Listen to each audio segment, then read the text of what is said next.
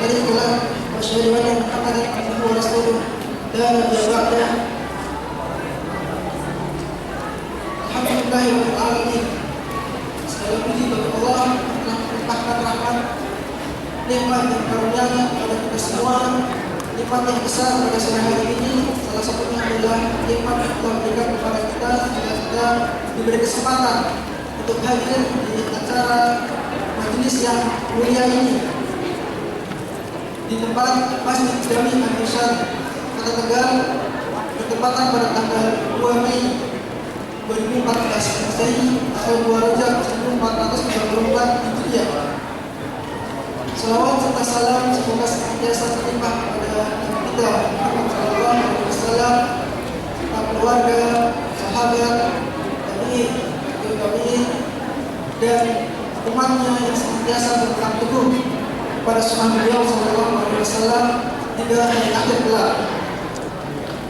Sebagaimana yang telah diagendakan pada sore hari ini, yaitu bedah buku dengan tema prinsip-prinsip akidah Ahlussunnah wal Jamaah yang insyaallah akan disampaikan langsung oleh Al-Ustaz Yazid Qadir Jawas Rahimahullah Ta'ala. Kemudian kami sampaikan terima kasih kepada seluruh pihak yang telah membantu sehingga acara pada sore hari ini bisa terlaksana, baik dari Lembaga Dakwah Indonesia, Yayasan Riyadhus Shalihin, serta Radio Sahabat Muslim 107.7 FM Tegal. Kami ucapkan pula terima kasih kepada Ustaz Yazid yang telah hadir di hadapan kita semua. Diinformasikan bahwa kajian sore hari ini dibagi menjadi 2 sesi. Sesi yang pertama adalah penyampaian materi yang insyaallah akan berlangsung hingga sekitar 1 jam ke depan. Kemudian sesi kedua dilanjut dengan sesi tanya jawab, sehingga diinformasikan kepada seluruh hadirin serta yang hadir bisa mengajukan pertanyaan dengan cara menulis di secari kertas lalu diserahkan ke meja moderator dengan cara estafet. Bagi kaum muslimin yang berhalangan hadir di tempat ini bisa mendengar dan menyimak secara streaming di www.radiosahabat.net. Baik, langsung saja kita simak kajian sore hari ini. Bedah buku sore hari ini bertema prinsip-prinsip akidah Ahlussunnah wal Jamaah yang disampaikan langsung oleh Ustaz Yazid Qadir Jawas Rahimahullah Ta'ala. Kepada Ustaz dipersilahkan.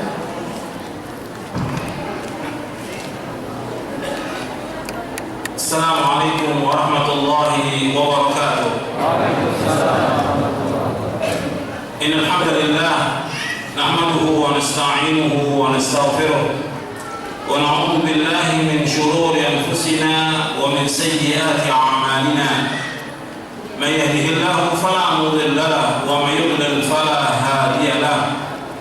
Asyhadu an la ilaha illallah wahdahu la syarika lahu wa asyhadu anna Muhammadan 'abduhu wa rasuluh.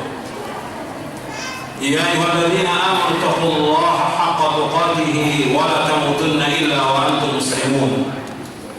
Ya ayyuhan nasu taqu rabbakum alladhi khalaqakum min nafsin wahidah wa khalaqa minha zawjaha wa batha minhuma rijalan katsiran wa nisaa'a wattaqullaha alladhi tasaaluna bihi wal arham innallaha kana 'alaykum raqiba. Ya ayyuhalladzina amanu taqullaha wa qulu qawlan sadida yuslih lakum a'malakum wa yaghfir lakum dhunubakum wa man yuti'illaha wa rasulahu faqad faza fawzan 'azima. Amma ba'du, fa inna asdaqal hadithi kitabullah wa khairal hadi hadi Muhammad sallallahu alaihi wa ala alihi wa sallam wa syarrul umuri muhdatsatuha wa kullu muhdatsatin bid'ah wa kullu bid'atin dhalalah wa kullu dhalalatin fin nar. Ayo ikhwan, azamullah, sebelum kita mulai kajian ini, saya mengharapkan kepada ibu-ibu yang di atas untuk diam. Kalau memang mau ngaji diam, tapi kalau mau ngobrol silahkan keluar. Ini majelis ilmu yang dihadiri oleh malaikat. Kita wajib menghormati majelis ilmu, dan ini merupakan majelis zikir yang mereka mengiringi orang-orang yang menuntut ilmu syar'i. Jadi tolong diingat seumur hidup kita, setiap ada kajian, setiap kita menuntut ilmu, maka kita harus diam. Sebab ada dalam talabul ilmi, sebagaimana dijelaskan oleh Imam Abdullah ibn Mubarak, Imam Yusuf al-Asbagh, dan yang lainnya, dan juga Imam Ahmad, bahwa yang pertama dalam adab talabul ilmi yaitu ikhlas. Antum datang ke tempat ini harus jelas, harus ikhlas karena Allah. Kalau orang datang tidak ikhlas, tidak akan dapat apa-apa selama-lamanya. Seluruh ibadah dasarnya harus ikhlas dan ittiba. Kita akan diterima oleh Allah amal kita kalau kita ikhlas. Tanpa ikhlasan tidak akan diterima. Makanya yang pertama harus ikhlas karena Allah. Jangan ingin mengharapkan sesuatu atau mencari sesuatu, tapi niatkan ikhlas karena Allah SWT. Bahwa Allah berfirman, "Fa'budillaha mukhlishan lahud-din." Beribadahlah kepada Allah dengan ikhlas. Tinggal nanti panitia mengatur tentang anak-anak itu supaya tidak ribut. Tolong panitia diatur.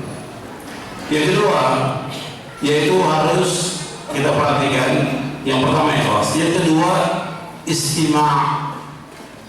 Mendengarkan baik-baik. Apa yang disampaikan, dengarkan baik-baik. Apalagi yang disampaikan ayat-ayat Al-Quran dan hadis Nabi SAW. Istima'. Yang ketiga, bukan istima' saja, tapi insaf. Diam, ikhlas, kemudian istima', dengarkan baik-baik. Yang ketiga insaf, diam. Dasarnya apa? Allah berfirman dalam surah Al-A'raf ayat 204, "Wa idza quri'a al-Qur'an fastami'u lahu wa ansitu la'allakum turhamun." Apabila dibacakan Al-Quran, adalah kamu dengarkan dan diam agar kalian mendapatkan rahmat. Jadi tolong dengarkan dan diam, dengarkan dan diam. Ya, saya harapkan kepada semuanya, terutama kepada yang di atas, dengarkan dan diam supaya manfaat.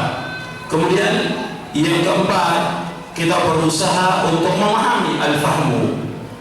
Al-faham, karena yang dikatakan ilmu itu al-faham, bukan sekedar ilmu untuk ilmu, tapi bagaimana kita memahami ilmu yang disampaikan. Maka disebutkan oleh Imam Al-Bukhari di dalam sahihnya, di Kitabul Ilmi Sahih Bukhari, yang dikatakan ilmu al-fahmu.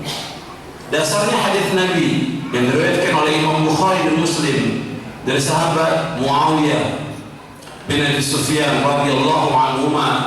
Nabi SAW bersabda, "Man yuridillahu bihi khairan yufaqihu fid din." Barang siapa yang dikehendaki Allah kebaikan padanya, maka dia akan diberikan pemahaman tentang agama.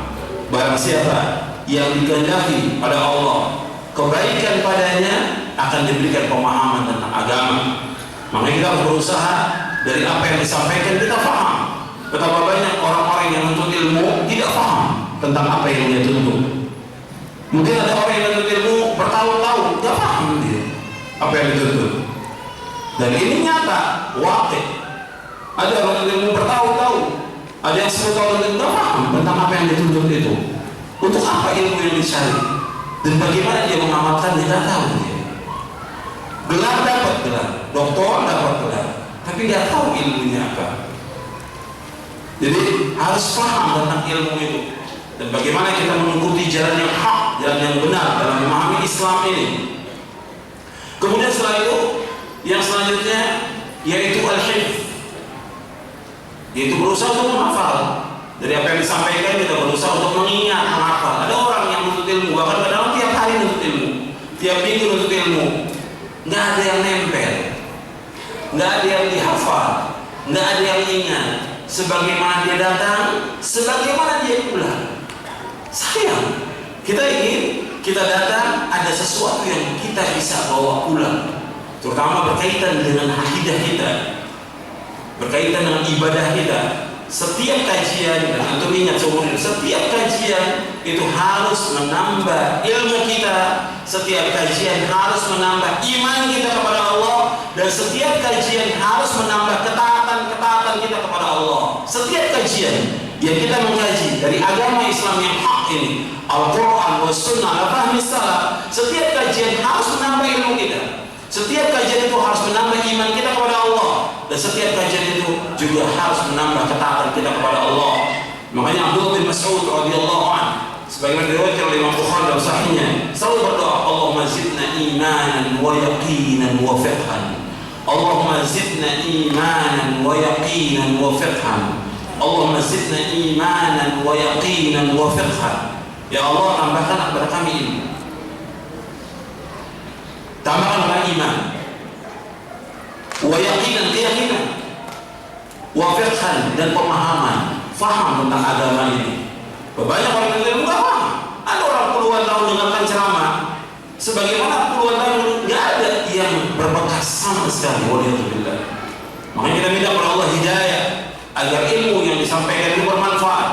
Dimulai dengan doa, seperti yang Nabi selalu mulai dengan doa setiap selesai sholat subuh. Nabi berdoa, Allahumma inni as'aluka ilman nafi'a wa rizqan thayyiba wa amalan mutaqabbala. Allahumma inni as'aluka ilman nafi'a, ya Allah, memberi Engkau ilmu yang bermanfaat, wa rizqan thayyiba, dan rezeki yang halal, wa amalan mutaqabbala, dan amal yang diterima. Minta kepada Allah agar kita diberikan ilmu yang bermanfaat, rezeki yang halal, dan amal yang diterima.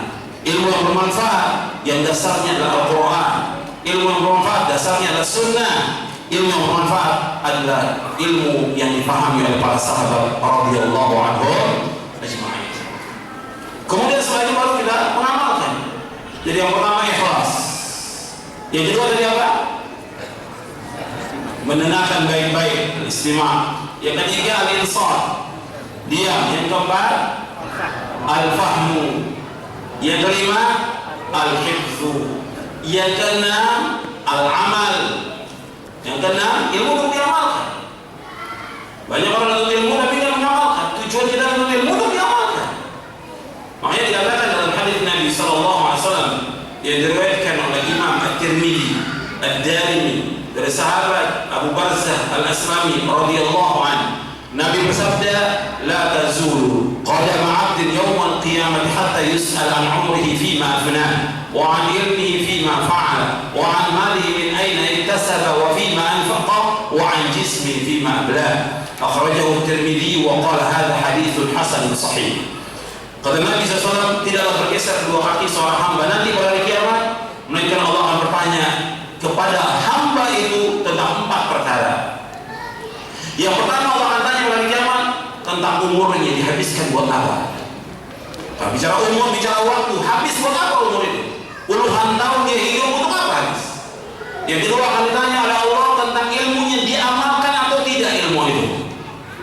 Dan yang ketiga akan ditanya tentang hartanya, min aina iktasaba wa fima anfaqa, dari mana dia peroleh harta itu dan kemana dihabiskan. Harta itu dari mana? Dari yang halal atau dari yang haram atau dari yang syubhat, dan kemana dihabiskan? Apakah untuk Islam? Apakah untuk dakwah? Apakah untuk tegaknya Quran wa Sunnah ala fahmi salaf? Apakah untuk bid'ah? Apakah untuk syirik? Akan ditanya harta ini kemana dihabiskan. Apakah untuk foya-foya? Dan yang keempat akan ditanya Allah tentang capeknya, lelahnya, letihnya untuk apa? Capeknya, badannya dia lelah, capek untuk apa? Akan ditanya oleh Allah. 4 pertanyaan. Makanya ilmu yang kita cari, yang kita tuntut, yang kita kaji, itu harus diamalkan. Karena itu Abdullah bin Mas'ud radhiyallahu anhu mengatakan, ta'allamu fa idza 'alimtum fa'malu. Belajarlah kalian, belajar kalian. Kalau kalian sudah belajar, amalkan. Ilmu itu untuk diamalkan. Ilmu untuk diamalkan. Bukan koleksi ilmu, tapi untuk diamalkan. Kemudian setelah kita amalkan terus, dan ini amal ini perlu dawam dan continue, perlu keikhlasan dan ittiba'. Amal ini perlu perjuangan, harus berjuang kita. Makanya Al-Imam Ibnu Qayyim rahimahullah menjelaskan di dalam kitabnya Idatus Sabirin wa Dakhiratus Syakirin, beliau menjelaskan bahwa kita juga dalam kitabnya Zadul Ma'ad fi Hadi Khairul Ibad. Beliau menjelaskan bahwa kita menuntut ilmu harus sabar. Nggak mungkin kita dapat ilmu kalau nggak sabar. Kita juga dalam mengamalkan ilmu harus sabar. Kita juga dalam mendakwakan ilmu ini harus sabar. Dan kita juga dalam perjalanan ini harus sabar dalam menghadapi gangguan-gangguan luar biasa. Menuntut ilmu harus sabar, mengamalkan ilmu harus sabar.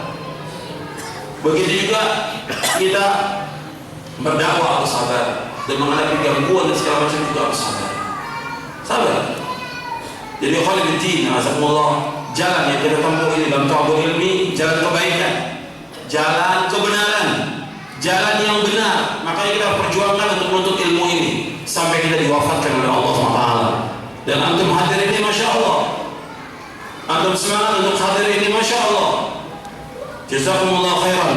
Dan ini kalau antum niatkan ikhlas karena Allah, mendapatkan ganjaran yang besar. Karena itu kewajiban. Thalabul ilmi fardhatun ala kulli muslimin. Untuk ilmu wajib atas setiap muslim. Dan jalan yang kita tempuh ini jalan yang benar. Thalabul ilmi, Al-Quran wa sunnah ala fahmi salaf. Dan jalan ini yang mengantarkan manusia ke surga. Jalan ini yang kita tuntut ilmu ini, jalan ini yang mengantarkan manusia ke surga. Sebagaimana sabda Rasulullah SAW, "Wa man salaka tariqan yaltamisu fihi ilman, sahalallahu bihi tariqan al jannah." Barang siapa yang berjalan untuk menuntut ilmu, Allah akan mudahkan jalannya ke surga. Orang yang berjalan untuk menuntut ilmu, Allah akan mudahkan jalan ke surga. Makanya antum jalan untuk menuntut ilmu syar'i, Allah akan mudahkan jalan ke surga. Tapi harus ada keikhlasan, harus ada kesungguhan, harus ada kemauan yang keras, harus memahami, harus mengamalkan. Ini ilmu. Nggak bisa ilmu tanpa diamalkan. Makanya dikatakan oleh Imam Ibnul Jauzi di dalam kitabnya Sayyidul Khatir, kata beliau, orang miskin yang paling miskin adalah orang yang menghabiskan waktunya untuk thalabul ilmi tapi dia tidak mengamalkan. Orang miskin yang paling miskin adalah orang yang menuntut ilmu tapi dia tidak mengamalkan. Jadi ilmunya harus diamalkan dan terus kita mengamalkan sampai kita diwafatkan oleh Allah Subhanahu wa taala. Kemudian yang ketujuh yaitu adab dalam thalabul ilmi, an-nashr. An-nashr itu ad-da'wah. Kita harus ilmu yang kita cari, yang kita tuntut, yang kita kaji, kita dakwakan. Yang pertama kita dakwakan kepada keluarga sebelum orang lain. Dakwah kepada keluarga. Bahwa ada juga orang-orang yang menuntut ilmu, sibuk dakwah, lupa pada istrinya, lupa pada anaknya. Ya dakwah tetap harus dimulai kepada siapa? Kepada keluarga. Allah berfirman kepada Nabi Muhammad SAW, wa anzir ashiratakal aqrabin. Ancamlah keluarga kamu yang terdekat, bukan yang jauh, yang terdekat. Itu dakwah. Makanya kita harus berusaha bagaimana menjaga diri kita dan keluarga kita dari neraka, sebagaimana Allah berfirman, ya ayyuhalladzina amanu qu anfusakum wa ahlikum nar. Wahai orang beriman, jaga diri kamu dan keluarga kamu dari neraka. Jaga diri kita. Jangan disibukkan dengan berbagai macam kesibukan, kegiatan, dakwah dan yang lainnya, lupa pada istrinya, lupa pada anaknya. Nggak diajarkan akidah yang benar, nggak diajarkan pemahaman yang benar, nggak diajarkan ibadah yang benar kepada Allah. Rugi dia, rugi. Mulai dari keluarga. Dan itu harus, itu kewajiban. Jadi khalididdin, ini muqaddimah yang perlu saya sampaikan kepada antum sekalian agar betul-betul kita memahami tentang adab-adab thalabul ilmi dan juga dalam kita menuntut ilmu. Dan ini banyak sebenarnya, ini muqaddimah saja. Ya, untuk bisa juga baca buku saya, Menuntut Ilmu Jalan Menuju Surga atau Panduan Menuntut Ilmu. Bisa dijelaskan tentang adab-adab dan yang lainnya. Ya khalididdin, azakumullah. Kajian dan materi yang diminta untuk dikaji pada sore hari ini di Masjid Al-Irsyad di Tegal ini yaitu prinsip-prinsip akidah. Tentunya nggak semuanya yang kita akan bahas, nggak cukup waktunya. Ada beberapa poin yang perlu kita kaji dari prinsip-prinsip akidah Ahlussunnah wal Jamaah. Tentunya di bab-bab awal dulu yang perlu dipahami tentang masalah akidah. Kenapa dibahas akidah? Karena akidah merupakan masalah yang penting, pokok akidah ini. Sebab ketika seorang itu dia beramal atau dia berdakwah atau yang lain, ditanya dulu akidahnya, bagaimana akidahnya, bagaimana tentang manhajnya dia, benar atau tidak. Akidah ini asas. Bahwa ada juga orang yang mengikuti akidah yang sesat, meskipun dakwanya baik, meskipun muamalahnya baik, tapi akidahnya rusak. Pokok yang rusak, tidak ada artinya. Karena orang melihat kepada usul, bukan kepada furu', pada cabang. Yang dilihat itu adalah usulnya dulu. Di mana akidahnya, benar atau tidak? Kalau akidahnya benar, insya Allah yang lain benar. Tapi ketika akidahnya rusak, meskipun dia baik, tidak ada artinya kebaikannya dia. Saya ambil contoh, orang kafir. Ada orang kafir umpamanya, dia sedekah, dia infak, dia membantu fuqara masakin, dan yang lainnya dia bantu. Semua harta dikeluarkan untuk orang fakir dan miskin, dia bantu. Manfaat atau tidak? Manfaat atau tidak? Tidak. Kenapa? Dia tidak beriman kepada Allah Subhanahu wa taala. Makanya ketika Nabi ditanya sallallahu alaihi wasallam, oleh Aisyah, "Ya Rasulullah, bagaimana dengan Ibnu Jud'an? Dia banyak berbuat baik pada fuqara masakin segala macam. Cuma dia tidak mengucapkan 2 kalimat syahadat. Manfaat atau tidak bermanfaat? Tidak bermanfaat. Kenapa? Usul kita pegang, tidak masuk Islam. Ini penting, kaidah itu penting. Dia tidak masuk Islam. Perbuatan dia yang baik dibalas di dunia, tapi di akhirat tidak. Maka Allah sebutkan dalam Al-Quran, wa qadimna ila ma 'amilu min 'amalin faja'alnahu haba'an mansura. Kami adakan seluruh amal mereka, orang-orang kafir, kami jadikan seperti debu-debu yang berterbangan, tidak ada manfaat sama sekali. Jadi lihat usulnya dulu. Karena ada orang umpamanya dia baik, berbuat segala macam, tapi rusak pemahamannya. Akidahnya Syiah, Rafidhah, meskipun muamalahnya baik, akidahnya rusak, tidak ada manfaatnya. Akidahnya rusak. Akidah ini penting. Dia akidahnya bagaimana? Benar atau tidak akidahnya? Kalau akidah rusak, rusak yang lain semua. Karena keyakinan dia bisa membatalkan seluruh amalnya. Ketika dia punya keyakinan bahwa Al-Quran sudah berubah, ketika dia punya keyakinan bahwasanya sunnah Nabi nggak bisa dipakai lagi, ketika dia punya keyakinan bahwa sahabat semuanya kafir, rusak akidahnya, rusak, keluar dari Islam. Akidahnya dulu benar atau tidak? Akidah itu. Ada ketika dia punya akidah, dia mengatakan bahwa orang Muslim yang berbuat dosa besar, minum khamar, dia berzina, kafir, keluar dari Islam. Pemerintah yang ada kafir. Ini akidah siapa? Khawarij. Akidahnya nggak benar. Makin nggak manfaat. Sampai Nabi SAW menyebutkan tentang Khawarij, rajin sholat malamnya, rajin puasanya, rajin baca Qur'annya. Apa kata Nabi? Boleh keluar dari Islam sebagaimana keluar anak panah dari busurnya. Kata Rasulullah dalam hadis yang sahih, saya qara'ul Qur'an rijalun la yujawizu hanajirahum yamruquna min ad-din kama yamruqu as-sahmu min ramiyah. Akan ada orang yang baca Al-Quran, dibaca dengan bagus Al-Quran oleh mereka, tapi Al-Quran tidak melewati tenggorokan mereka. Mereka keluar dari agama Islam sebagaimana keluar anak panah dari busurnya.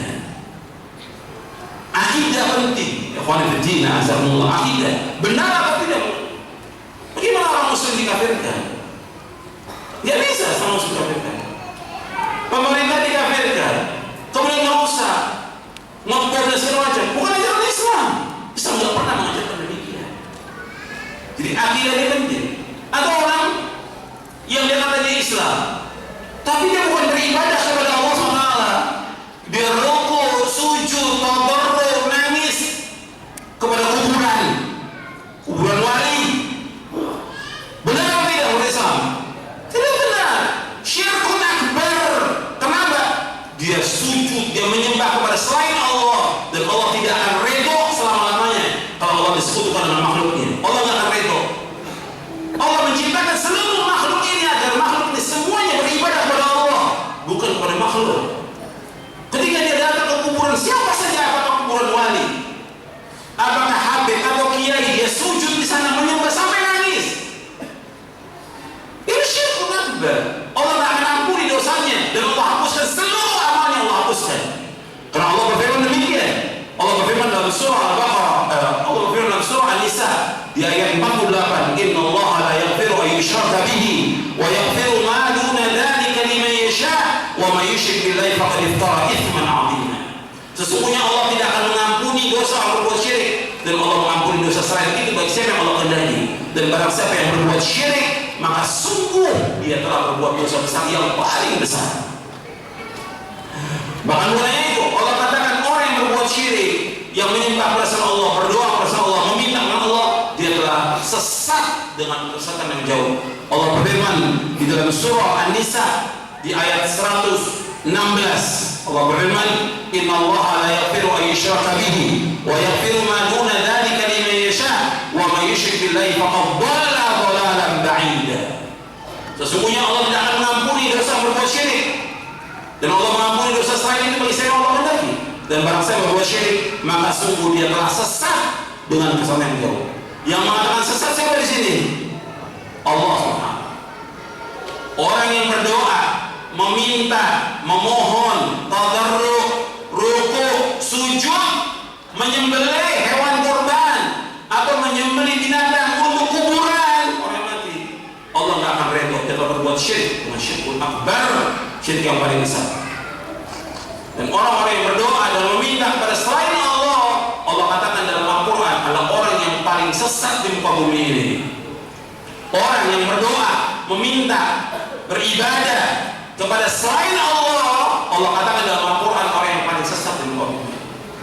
Allah berfirman dalam surah Al-Ahqaf surah 46 ayat 5 dan 6, Allah berfirman, wa man adallu mimma yad'u min dunillahi ma la yastajibu lahu ila yaumil qiyamah wa hum an du'aihim ghafilun wa idza husyira an-nas kanu lahum a'daan wa kanu bi'ibadatihim kafirin. Allah berfirman, wa man adallu mimma yad'u min dunillah. Tidak ada orang yang paling sesat di muka bumi ini, kata Allah, melainkan orang yang berdoa atau meminta atau beribadah kepada selain Allah. Ma la yastajibu lahu ila yaumil qiyamah, yang tidak bisa menjawab sampai hari kiamat. Wa hum an du'aihim ghafilun, dan mereka lalai dari doanya orang-orang berdoa padanya. Jadi yang mengatakan orang yang paling sesat di muka bumi, siapa yang mengatakan? Allah dalam Al-Quran. Tidak ada orang yang paling sesat di muka bumi ini melainkan orang yang berdoa dan meminta kepada selain Allah. Ini harus kita perhatikan. Ini masalah akidah. Kita bicara akidah. Masalah akidah, masalah asas, masalah penting dari semua masalah yang ada di muka bumi ini. Menentukan jalan hidup seseorang benar atau tidak, dia lurus atau tidak, dia sesat atau tidak, dengan akidah ini. Dan ini masalah akidah, masalah hak yang telah dibahas oleh para nabi-nabi dan para rasul alaihi wassalam, dan dibahas oleh Nabi kita Muhammad sallallahu alaihi wasallam. Jadi harus jelas masalah ini. Dan ketika kita berbicara, perhatikan ini, ketika kita berbicara tentang masalah akidah, ini masalah yang jelas dan tegas. Masalah akidah ini bukan masalah main-main. Masalah akidah, masalah besar, bukan masalah kecil, masalah pokok. Dan masalah-masalah seperti ini,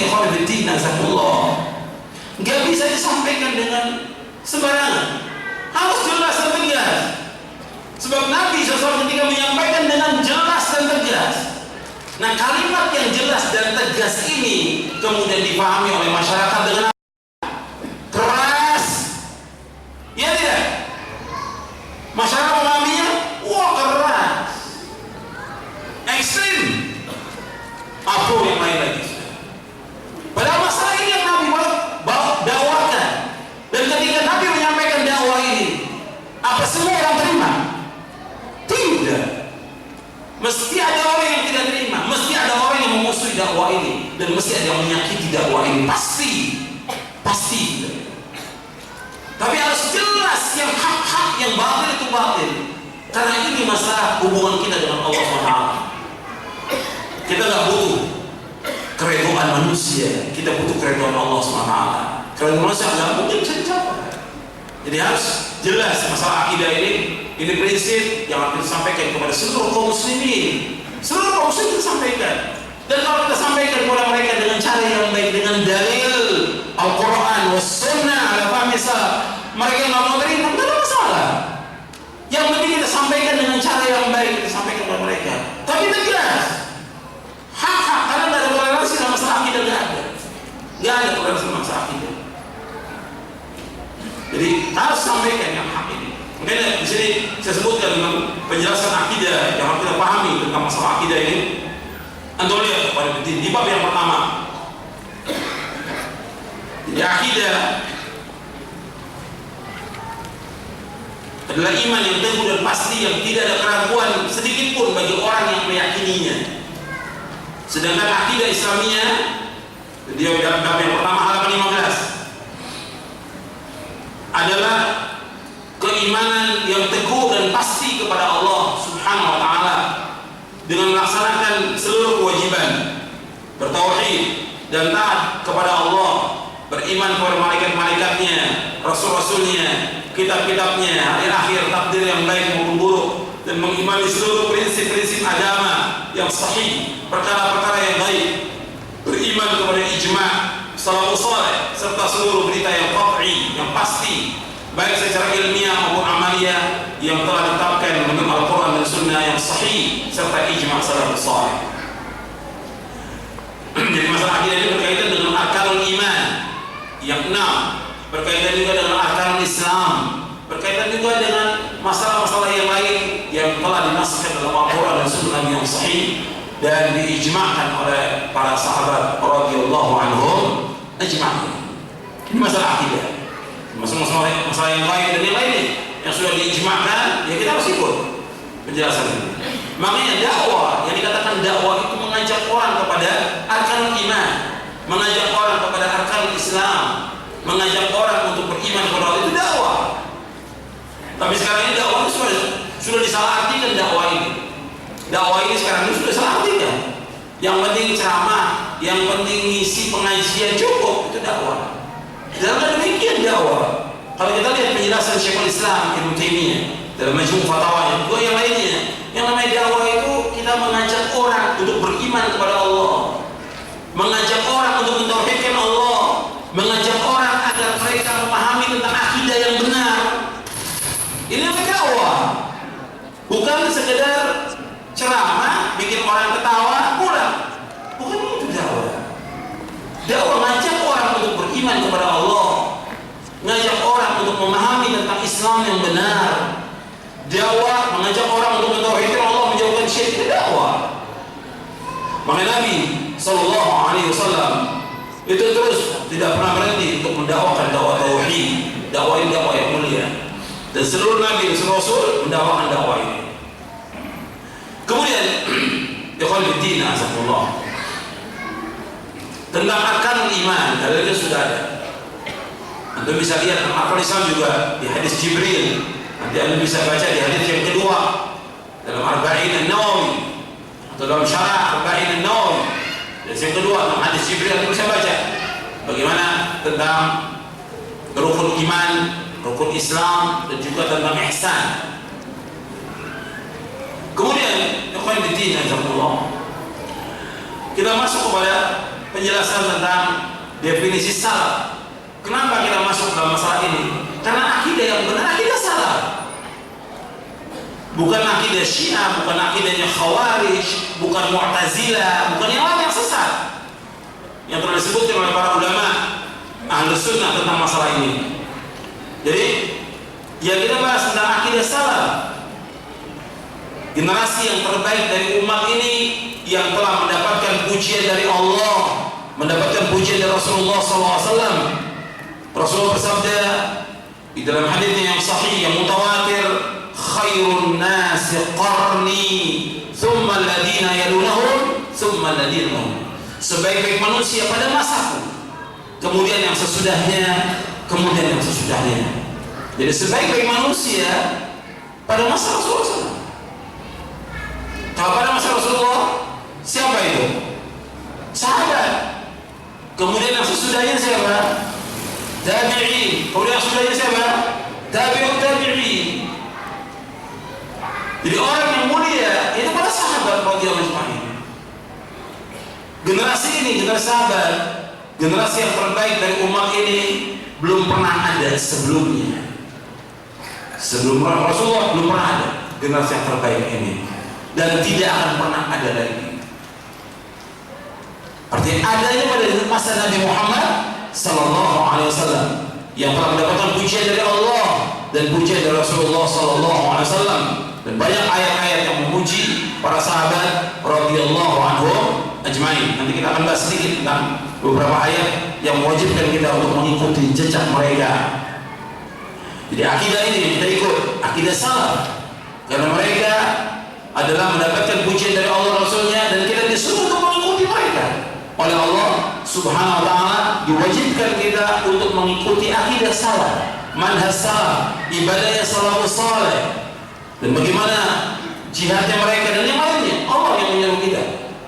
Dengan kita mengikuti mereka, maka Allah akan redha kepada kita, dan Allah menjamin dengan surga. Sebagaimana Allah berfirman dalam surah At-Taubah, surah Al-Bara'ah, surah yang ke-9 ayat 100. Allah berfirman, was-sabiquna al-awwalun minal muhajirin wal ansar walladzina ittaba'uuhum bi ihsanin radhiyallahu anhum wa radu an wa 'alal jannatin tajri tahtaha al-anharu khalidina fiha abada dzalikal fawzul 'adzim. Allah berfirman dalam surah At-Taubah surah 9 ayat 100. Kalau yang bawa mushaf Al-Quran dilihat mushafnya. Dan orang was-sabiqul awwalun, generasi yang pertama dari umat ini, minal muhajirin wal ansar, dari muhajirin ansar, walladzina ittaba'uhum bi ihsan, dan orang-orang mengikuti mereka dengan baik. Allah ridho kepada mereka, mereka pun ridho kepada Allah. Allah sediakan bagi mereka surga-surga yang mengalir di bawahnya sungai-sungai, mereka kekal dalamnya selama-lamanya, dan itu kemenangan yang besar. Allah menyebutkan dalam ayat ini, yaitu generasi yang pertama yang terbaik dari umat ini, muhajirin dan ansar, dan orang-orang yang mengikuti mereka dengan baik. Jadi kalau kita umat Islam ini mengikuti para sahabat dengan baik, maka radhiyallahu anhum wa radu an. Allah redha. Allah redha. Sebagaimana Allah redha kepada para sahabat, Allah redha juga kepada orang-orang yang mengikuti jejak mereka dengan baik. Kemudian apa?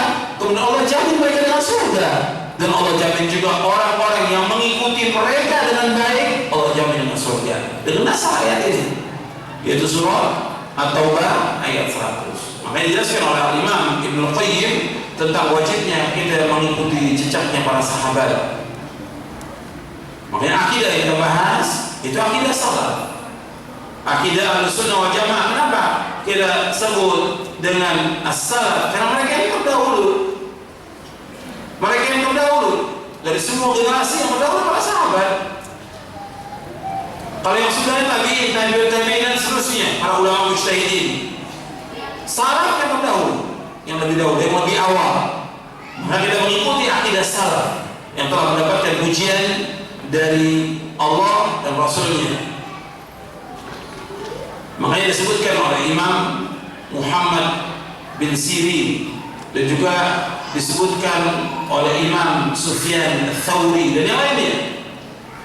Kata mereka rahimahullah, alaika bi athari man salaf. Imam Al-Auza'i, afwan, yang mengatakan Imam Al-Auza'i. Imam Al-Auza'i ini seorang imam Ahlus Sunnah dari Syam yang wafat tahun 157 Hijriah. Kata Imam Al-Auza'i, alaika bi athari man salaf wa in rafadaka an-nas wa iyyaka wa ara' ar-rijal wa in zakhrafu laka bil qawl. Hendaklah kalian mengikuti jejak salafus saleh. Kata Imam Al-Auza'i, Imam Al-Sunnah dari Syam. Kata beliau, hendaklah kalian mengikuti jejak salafus saleh. Itu para sahabat.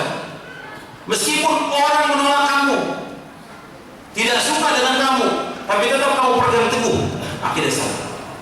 Wa iyyaka wa ara' rijal, dan jauhkan dari kamu dari pendapat-pendapat tokoh-tokoh, meskipun mereka hiasi pendapatnya dengan perkataan yang indah dan bagus.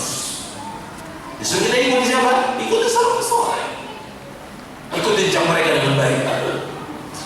Kemudian Allah, makanya kita sebut dengan akidah salaf, akidahnya yang baik, akidah yang mulia. Kita nisbatkan kepada salaf karena mereka yang pertama. Kemudian kita juga sering menyebutkan Ahlussunnah wal Jamaah. Di Ahlussunnah wal Jamaah juga dikatakan as-salafiyyin. mengikuti generasi yang terbaik dalam masalah ini. Jadi pengertian salaf, sering orang mengatakan salaf ini kelompok baru, golongan yang baru. Bukan. Salaf ini ya sahabat radhiyallahu anhu ajma'in, generasi yang pertama dari umat ini. Orang-orang yang mengikutinya, yang menisbatkan dirinya kepada salaf dikatakan salafi. Mereka adalah orang-orang yang mengikuti jejak salaf. Makanya disebutkan pengertian salaf disebutkan kepada orang yang menjaga keselamatan akidah dan manhaj menurut apa yang dilaksanakan Rasulullah SAW dan para sahabatnya sebelum terjadi perselisihan dan perpecahan. Kemudian di halaman 17. Di halaman 17, pengertian salaf dinisbatkan kepada orang yang menjaga keselamatan akidah dan manhaj menurut apa yang dilaksanakan Rasulullah SAW dan para sahabatnya sebelum terjadi perselisihan dan sebelum terjadi perpecahan.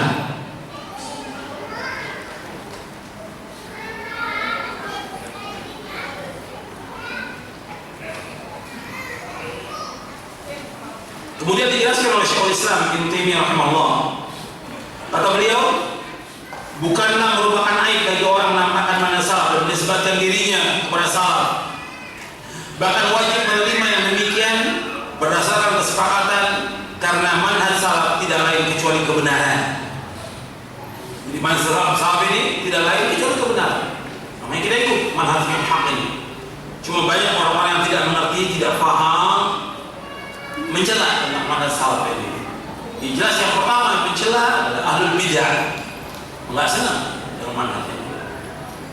Atau orang-orang yang memang nggak paham, nggak pernah ngaji, nggak pernah baca kitab, ya, nggak pernah nuntut ilmu, cuma dengar kata orang, akhirnya dicela dakwah yang hak ini.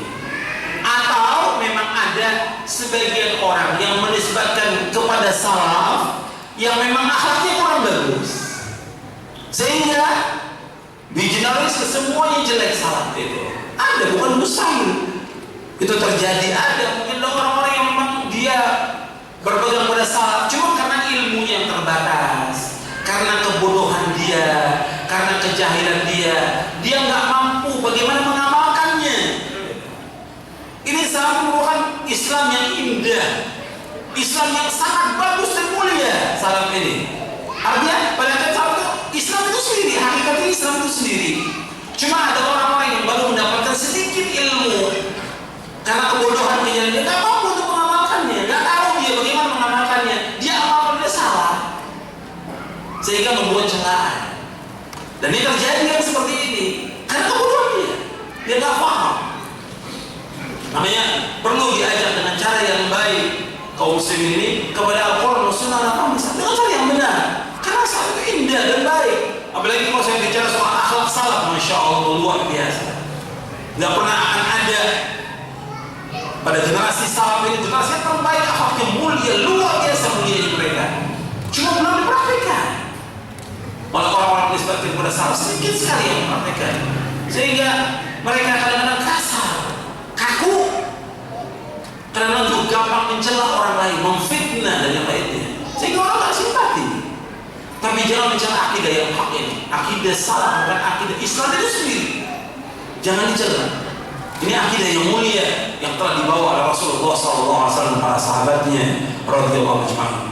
Kalau kita belum paham tanya, kan Allah menyuruh kita fas'alu ahla dzikri in kuntum la ta'lamun. Tanya kepada ahli dzikir. Tanya para orang berilmu kalau kamu nggak tahu, tanya.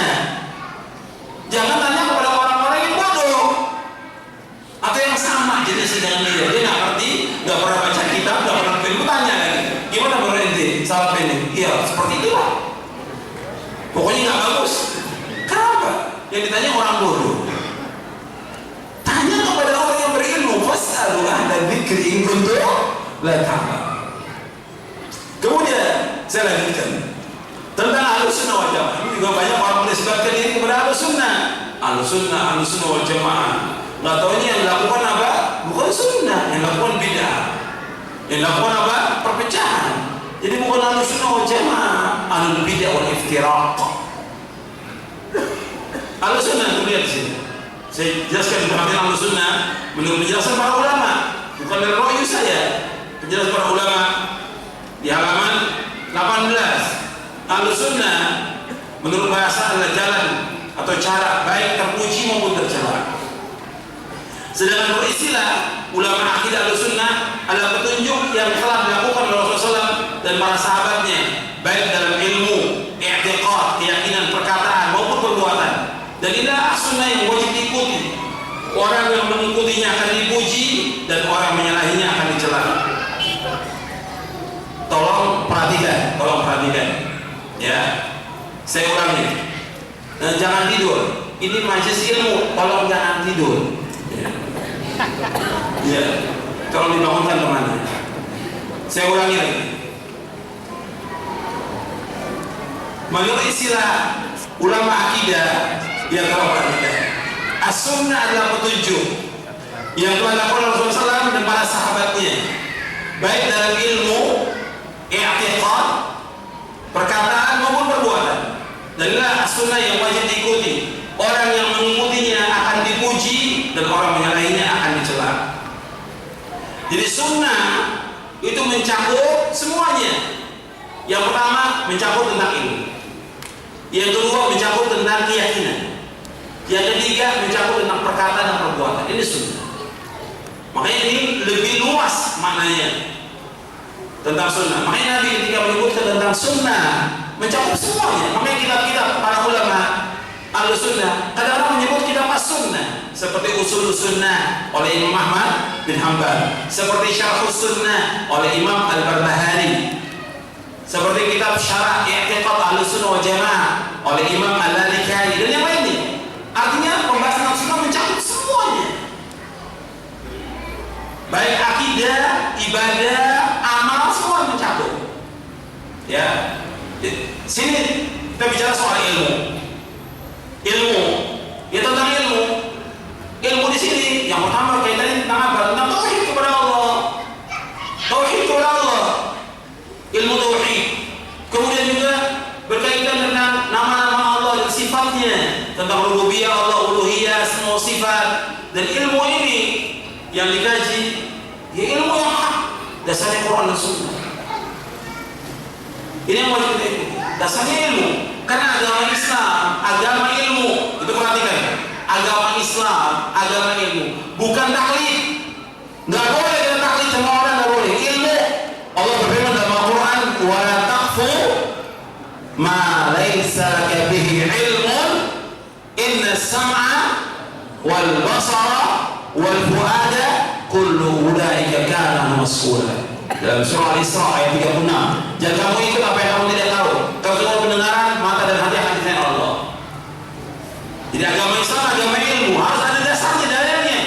Dalam semua perbuatan kita, dasarnya ada dalilnya.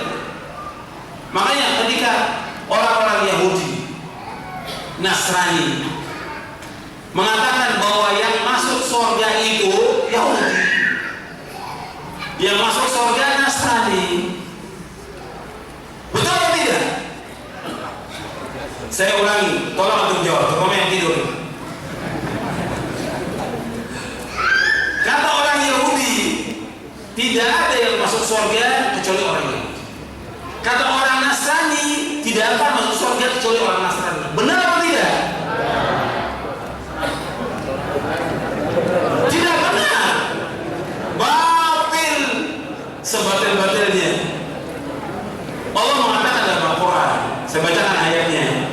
Allah berfirman dalam surah Al-Baqarah di ayat 111. Allah berfirman, wa qalu la yadkhulul jannata illa man kana hudan aw nasara tilka amaniyuhum qul hatu burhanakum in kuntum shadiqin. Kata Allah, mereka orang-orang Yahudi dan Nasrani mengatakan tidak akan masuk surga kecuali orang-orang Yahudi dan Nasrani. Apa kata Allah kepada Muhammad? Qul hatu burhanakum in kuntum shadiqin.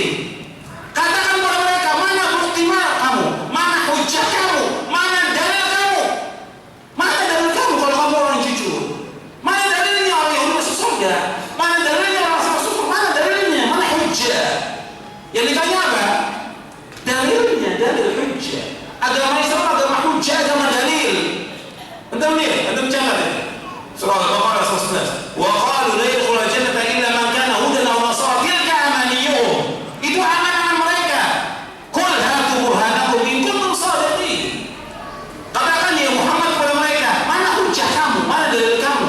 jika kamu orang-orang yang benar. Makanya agama Islam agama hujjah, agama dalil. Dalilnya mana? Kita ini kalau berbuat, dalilnya mana?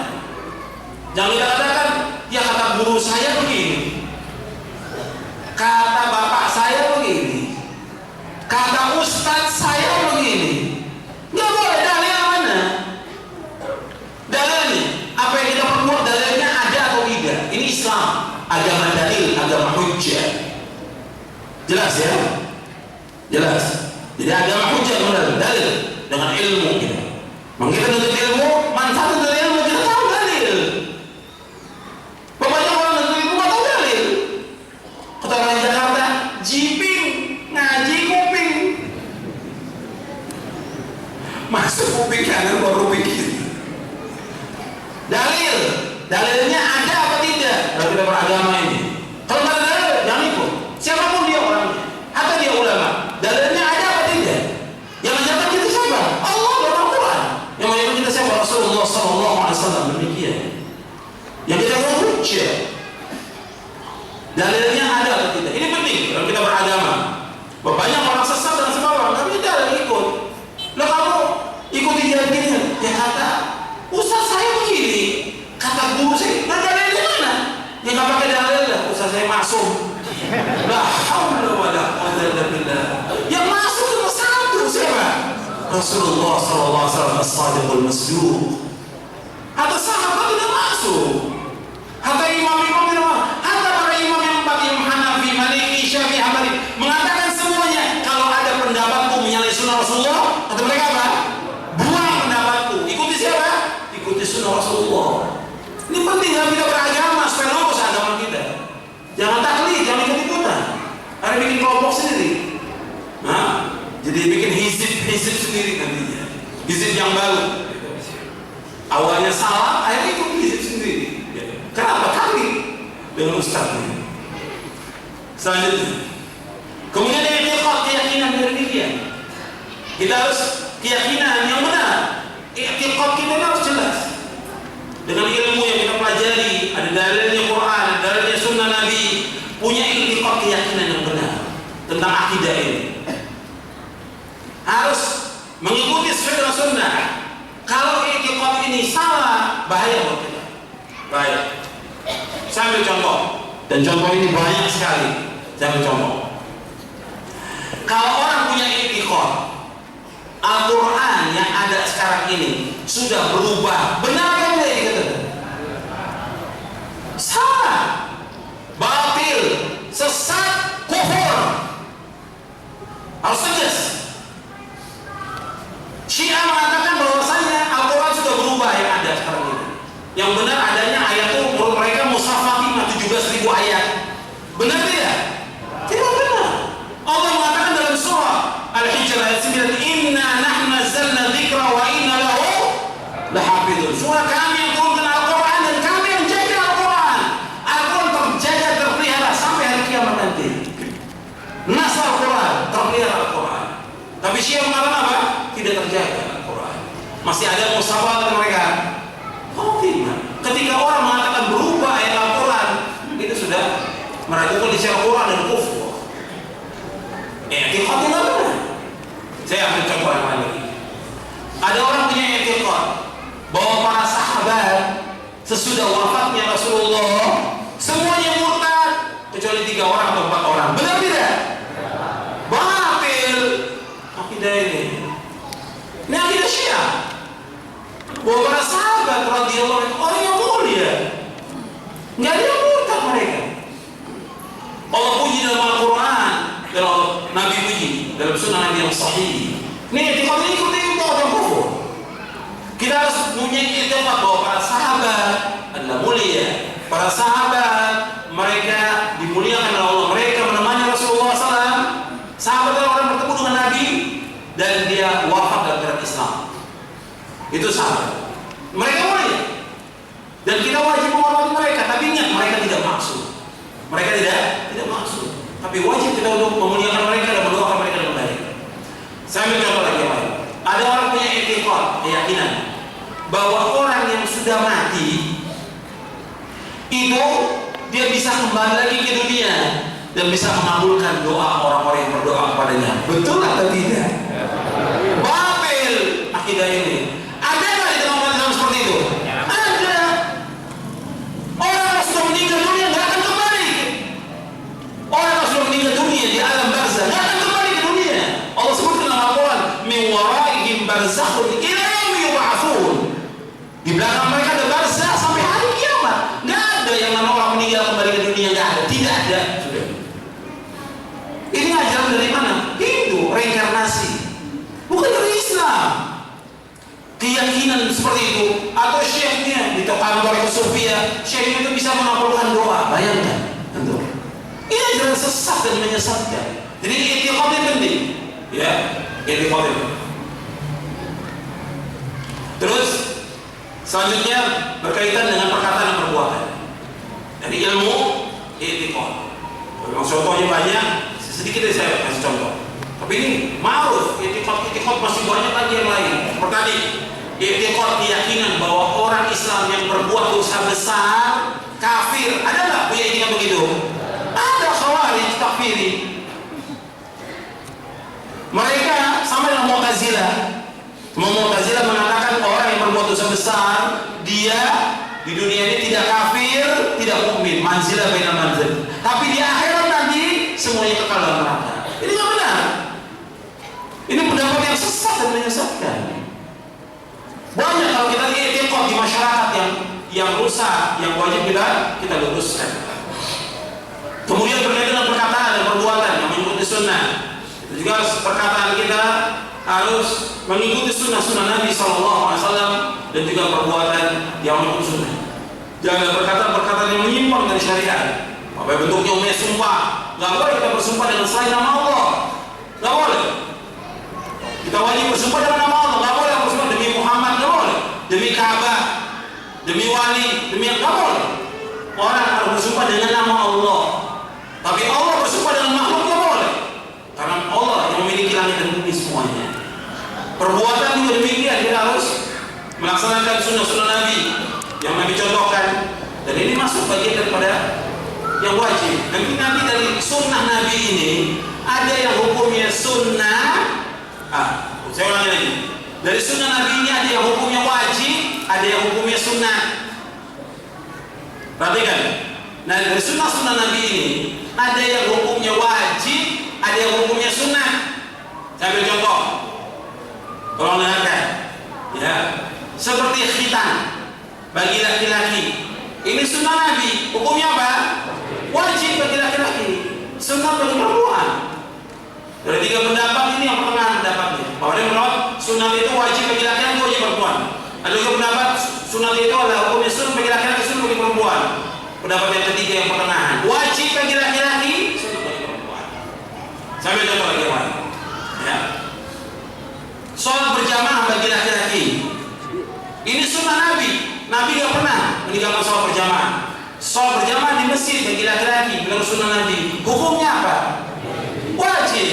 Sunnah yang wajib. Sunnah yang wajib.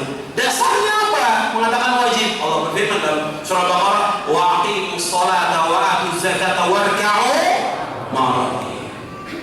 Dalam dirikanlah sholat, keluarkanlah zakat dan rukun bersama rukun kalian sholat berjamaah. Kemudian tentang sholat sunat rawatib, Nabi mengerjakan sholat sunat sebelum subuh, ba'da zuhur, ba'da maghrib, ba'da isya. Ini yang rawatib, ini yang dikerjakan rutin terus. Hukumnya sunnah atau wajib? Sunnah. Nah, itu bisa dilihat dari penjelasan dari hadis yang ada dan penjelasan para ulama tentang masalah ini. Jadi kita harus bisa memahami tentang masalah ini supaya kita paham.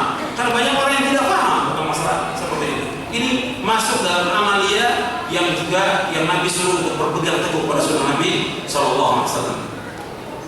Kemudian tentang al-jamaah. Al-jamaah yang dimaksud yaitu generasi pertama dari umat ini, sahabat, tabi'in, tabi'ut tabi'in, yang mengikuti mereka dengan kebaikan hingga kiamat karena mereka berkumpul di atas kebenaran. Itu yang dikatakan al-jamaah. Jadi mereka berkumpul di atas kebenaran. Itu namanya al-jamaah. Jadi orang berkumpul di kebenaran namanya al-jamaah. Kemudian juga dikatakan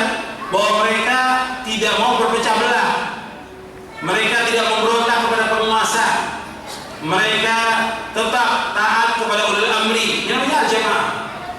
Jadi kita nggak boleh keluar dari pemerintah, nggak boleh memberontak, nggak boleh bisa. Jadi al-jamaah itu tetap berpegang teguh kepada Quran dan Sunnah al fahmi salah, dan juga kita bersama kaum muslimin tidak keluar dari mereka. Dan nama-namanya banyak di sini. Ya. Kemudian kita masuk kepada bab yang kedua tentang beberapa kaidah dan prinsip Ahlussunnah wal Jamaah dalam mengambil ilmu dalil. Ini penting, antum ngaji sebentar insyaallah banyak manfaatnya. Karena ini berkaitan dengan prinsip akidah yang kita pegang untuk seumur hidup kita. Tentunya nggak semua. Di bab pertama juga nggak semua saya baca. Di bab kedua juga beberapa poin aja. Karena ini masalah penting. Yang pertama, itu perhatikan sumber akidah adalah kitabullah, Al-Quran, Rasulullah yang sahih dan ijma' salafus saleh. Kalau disebutkan sumber akidah, karena buku ini membahas tentang apa? Buku ini membahas tentang apa? Prinsip akidah. Ya, prinsip akidah Ahlussunnah wal Jamaah. Jadi sumber akidah, pada hakikatnya sumber Islam semuanya adalah apa? Al-Quran, As-Sunnah Nabi yang sahih dan ijma' salafus saleh. Kalau Quran jelas nasi dalam Al-Quran, Sunnah juga jelas. Bahkan Nabi menyebutkan dalam hadis yang sahih, ya, diriwayatkan oleh Imam Hakim dalam kitab yang Mustadrak dan juga Imam Malik dalam kitab yang Muwatta, Nabi bersabda, "Taraktu fiikum amrayni lan tadillu ma tamassaktum bima kitaballah wa sunnah." Aku tinggalkan kepada kalian dua perkara yang kalian tidak akan sesat kalau kalian berpegang dua perkara itu. Itu apa? Al-Quran dan Sunnah. Al-Quran dan Sunnah. Dipegang pada Al-Quran dan Sunnah. Kemudian kenapa dimasukkan dengan ijma' salafus saleh? Kenapa ijma' masuk? Ijma' masuk dasarnya yang pertama Al-Quran. Antum lihat yang bawa mushaf dalam surah An-Nisa di ayat 115. Allah berfirman, "Wa may yushaqiqir rasula min ba'di ma tabayyana lahul huda wa yattabi' ghayra sabilil mu'minin nuwallihi ma tawalla wa nuslihi jahannam wa sa'at masira." Dan barang siapa yang menentang Rasul sesudah jelas baginya petunjuk dan mengikuti jalan selain jalan kaum mukminin, kami biarkan dia sesat dan kami akan masukkan dia ke neraka jahanam dan neraka jahanam sejelek-jelek tempat kembali. Al-Imam Ibnu Qayyim mengambil ayat ini sebagai dalil tentang ijma' di dalam kitabnya I'lamul Muwaqqi'in. Belum bisa baca? Itu kitab Masya Allah bagusnya, I'lam al-Muwaqqi'in. Ibnu Qayyim membahas dalam kitabnya I'lamul Muwaqqi'in tentang ijma'. Ijma' sahabat yang pertama kali ijma' sahabat yang kita ikut. Ijma' mereka masuk juga dengan dasar hadis Nabi yang lain yang diriwayatkan oleh Imam Tirmidzi dan yang lainnya. Nabi bersabda SAW, "Inna Allaha la yajma'u hadhil ummati ala dhalah." Sesungguhnya Allah tidak akan mengumpulkan umat ini di atas kesesatan. Allah tidak akan mengumpulkan umat ini di atas kesesatan. Jadi ijma'nya sahabat masuk. Makanya kita harus mengikuti ijma'nya sahabat. Tapi individu sahabat tidak masuk. Individu sahabat tidak masuk, tapi ijma'nya mereka masuk. Ijma'nya mereka masuk. Tidak mungkin mereka ijma' itu salah. Saya mencontoh umpamanya. Mereka telah ijma' setelah wafatnya Rasulullah yang menjadi khalifah Abu Bakar As-Siddiq radhiyallahu anhu. Ijma'. Nggak ada yang menyalahi satu juga. Ijma'nya mereka masuk. Setelah wafatnya Abu Bakar mereka ijma' yang menjadi khalifah siapa? Umar bin Khattab masuk. Ijma'nya mereka. Dan yang lain lagi masalah-masalah yang lain sangat banyak sekali. Jadi ijma'nya para sahabat masuk dengan dasar Al-Quran dan dasar Sunnah Nabi yang sahih dan penjelasan para sahabat. Kemudian yang kedua, setiap sunnah yang sahih yang berkata Rasulullah wajib diterima walaupun sifatnya ahad, artinya bukan hadis yang mutawatir. Jadi apa saya datang dari Rasulullah kita wajib terima. Selama riwayatnya sahih itu wajib kita terima. Nggak boleh kita tolak. Ini sama dengan yang kelima. Antum lihat yang kelima, poin yang kelima di halaman 25. Berserah diri, taslim dan taat hanya kepada Allah dan Rasulnya secara lahir dan batin, tidak menolak sesuatu dari Al-Quran dan Sunnah yang sahih, baik menolaknya dengan kias, perasaan, kasyf. Ucapan seorang syekh ataupun pendapat imam-imam dan yang lainnya. Saya ulangi, tolong dengarkan. Berserah diri, taslim, patuh dan taat hanya kepada Allah dan Rasulnya secara lahir dan batin. Tidak menolak sesuatu dari Al-Quran Sunnah yang sahih, tidak menolak. Artinya boleh menolak Al-Quran Sunnah yang sahih, tidak boleh kita tolak. Tidak boleh kita menolak. Apakah menolaknya dengan kias, analogi, atau dengan perasaan, atau dengan kasyf. Kasyf ini istilah tarekat sufiyah. Itu iluminasi atau penyikapan tapi rahasia sesuatu yang baik. Atau menolaknya dengan ucapan seorang syekh atau dengan pendapat para imam atau yang lainnya. Tapi kalau sudah ada dalil Quran dan Sunnah, kewajiban kita untuk terima. Sami'na wa ata'na. Gak boleh menolak. Gak boleh kita katakan menurut pendapat saya gak cocok. Gak boleh. Menurut rayu saya gak cocok, gak boleh. Menurut perasaan saya belum syak saya. Gak boleh. Kalau sudah datang dalil wajib terima. Sami'na wa ata'na. Apa saja tentang akidah, tentang ibadah, tentang akhlak, tentang muamalah, gak boleh tolak. Gak boleh. Wajib kita terima. Gak boleh tolak. Gak boleh melakukan perasaan. Gak boleh dengan kias. Gak boleh dengan rayu. Gak boleh ditolak dalilnya dengan perkataan seorang syekh atau imam atau ustaz atau yang gak boleh. Wajib taslim. Dasarnya Allah berfirman dalam surah An-Nisa surah yang keempat ayat 65. Fala wa rabbika la yu'minuna hatta yuhaqqimuka fima shajara bainahum thumma la yajidu fi anfusihim harajan mimma qadaita wa yusallimu taslima. Demi Rabbmu, mereka tidak dikatakan beriman sehingga mereka menjadikan kamu sebagai hakim terhadap apa yang mereka presisikan dari mereka. Kemudian mereka tidak dapat dalam hati mereka rasa haraj sempit terhadap apa yang kau putuskan dan mereka tunduk dengan sepenuhnya. Terima, sami'na wa ata'na. Kalau sudah dikatakan soal berjamaah wajib, taslim. Tentang akidah yang benar begini, ikuti sami'na wa ata'na. Ibu-ibu jelaskan tentang wajibnya pakai jilbab sempurna, wajib. Jangan menurut perasaan saya belum cocok sekarang ini, nggak enak. Wajib pasti sami'na wa ata'na. Laksanakan. Nggak pakai tolak. Nas dalil ada, sami'na wa ata'na. Laksanakan. Jangan bongkar pasang pakai jilbabnya. Kalau akidah tidak benar, mesti akan merubah kehidupan kita kepada yang lebih baik. Ini penting, tak masalah. Kita bicara soal masalah akidah.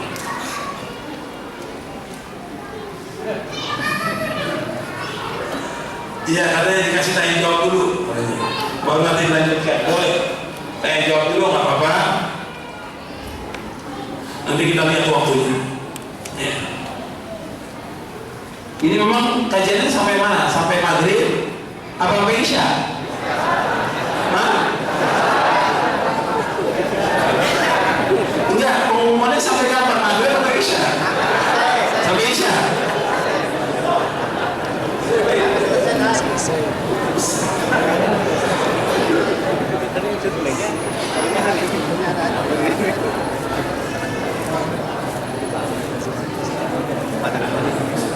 Sampai nanti kita lihat.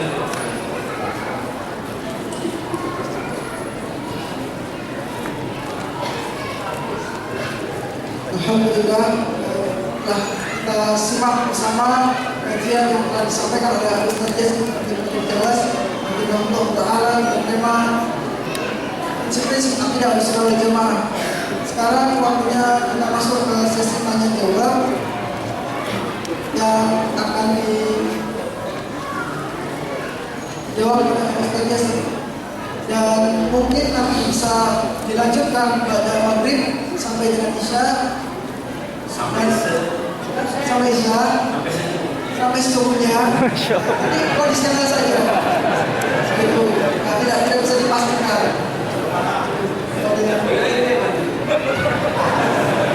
Kepada Ustaz yang kita menjawab Ada pertanyaan masuk yang bisa saya jawab yang tidak. Wallahu a'lam bishawab.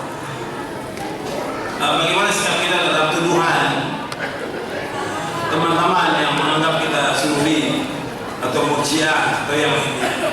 Ya, kalau soal tuduhan ya nggak usah dilayani. Capek melayani tuduhan orang. Ya. Kalau yang nuduh sangat banyak, buat apa itu? Ya, kalau tuh buka internet yang nuduh saya mungkin ratusan gelas dikasih.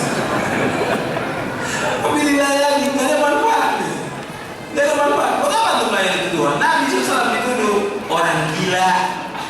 Iya ya. Allah apa aja nama orang? Nabi dituduh apa? Gila. Nabi dituduh penyair. Nabi dituduh tukang sihir. Nabi jawab nggak? Enggak. Nabi nggak pernah ketika dikatakan gila, kamu juga gila. Iya. Jadi kalau orang mencuri, ini juga suri kan? Biarkan aja, jalan aja. Yang penting kita sibukkan diri kita dengan ilmu, sibukkan dengan amal, sibukkan dengan baca kitab para ulama. Masih ribuan kitab belum sempat kita baca. Ribuan kitab. Ya. Atau mereka juga disibukkan dengan macam-macam tuduhan. Ya. Memang ada jamaah yang seperti itu, ada jamaah. Jadi ada JT jamaah tabligh, ada JT jamaah tukang tahdir. Kerjaannya tahdir. Ini udah menyimpang dari manhaj salaf. Kalau salaf itu mulainya dakwah dengan tahdir atau tauhid? Tauhid. Ini pertama kali udah mulai buka, kamu ikut siapa? Ustaz Fulan apa Ustaz Fulan? Nah, jamaah tukang tahdir. Gak usah layani, capek. Antum dakwah, insya Allah manfaat dakwah ini buat umat.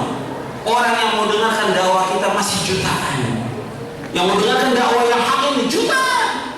Yang kamu ikut dakwah kita paling segelintir orang. Gak usah layani, gak usah dipikirkan. Dan jangan kita bersedih dengan mereka. Ya. Kita berpisah dengan mereka lebih baik. Karena apa? Bergabung dengan mereka jadi penyakit. Iya.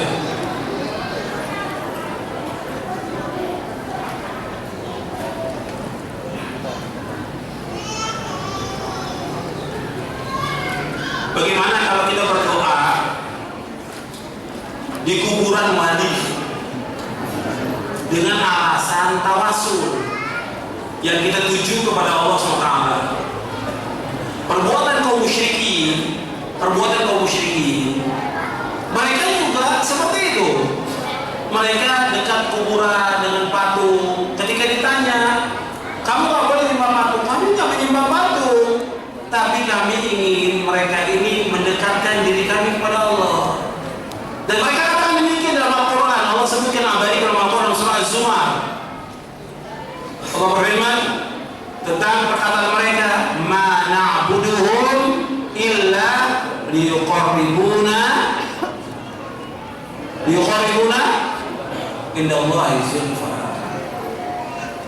Jadi kami tidak menyembah mereka untuk mendekatkan diri kami kepada Allah dengan sedekat-dekatnya. Jadi orang-orang musyrik itu ingin mengatakan bahwa kami ini nggak menyembah patung, nggak menyembah kubur, tapi kami menyembah Allah, tapi melalui perkataan patung. Nggak boleh, nggak bisa. Nggak pernah ada para sahabat tawasul dengan Nabi, nggak pernah ada. Dan nggak boleh. Jadi kita ini kalau berdoa disuruh pakai perantara atau langsung? Langsung. Allah berfirman di dalam surah Al-Mu'min atau surah Ghafir di ayat 60, wa qala rabbukum ud'uni astajib lakum. Dan Allah berfirman dalam hal ini semua berdoa kepadaku langsung.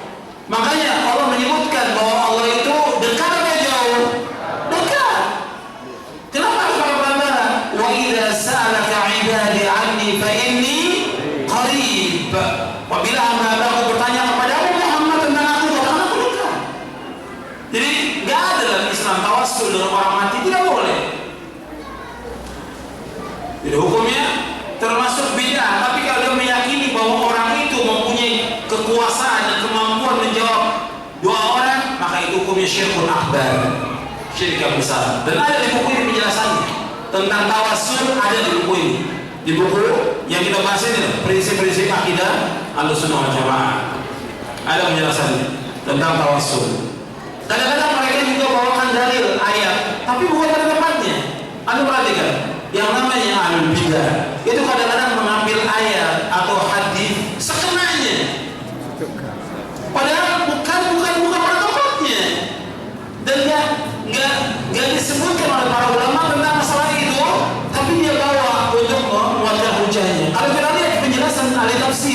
jauh dari apa yang mereka kehendaki, jauh, sangat jauh.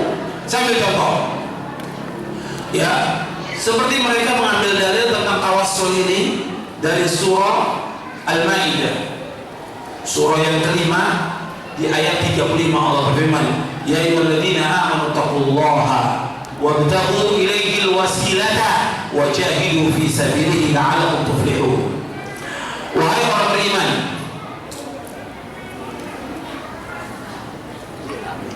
bertakwalah kepada Allah dan carilah wasilah dan berjihadlah agar kalian menjadi orang-orang yang beruntung. Kalimat wabtaghu ilaihil wasilah itu diartikan oleh ahlul bidah, carilah wasilah dengan apa? Dicari perantara. Dengan apa aja? Padahal dijelaskan oleh Imam Ibnu Jarir Al-Tabari, dijelaskan oleh Imam Ibnu Katsir tafsirnya, perkataan Imam Qatadah dan Mujahid dan yang lainnya. Yang dimaksud dengan al-wasilah dalam ayat ini, taqarrabu ilaihi bi ta'ati wal 'amal bima yurdi. Taqarrabu ilaihi bi ta'ati, dan akan mendekatkan diri kepada Allah dengan taat kepadanya, wal 'amal bima yurdi, dan mengamalkan menurut keridhaan Allah Subhanahu wa taala. Jadi kita melakukan ketaatan kepada Allah, cari wasilah, tapi kita bersungguh-sungguh melaksanakan ketaatan kepada Allah dan melakukan amal-amal saleh yang Allah ridho. Itu maksudnya. Bukan yang dimaksud wasilah itu tawasul dengan orang mati, nggak boleh dalam Islam.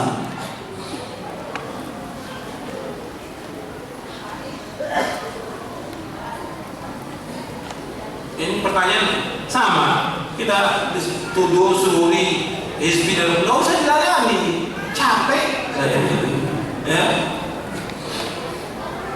Nanti akan kembali. Pada akhirnya mereka ingin nuduh kita ini ahlul bidah, cuma nggak berani nuduh kita ahlul bidah. Karena yang dibahas bukunya prinsip akidah, masa ahlul bidah. Mereka nggak berani menuduh kita ini ahlul bidah. Kita jelaskan ahlul bidah dolar. Caranya apa? Untuk nuduh suri. Mereka yang mereka ingin tuju apa? Ahlul bidah. Cuma nggak mampu mereka mengatakan.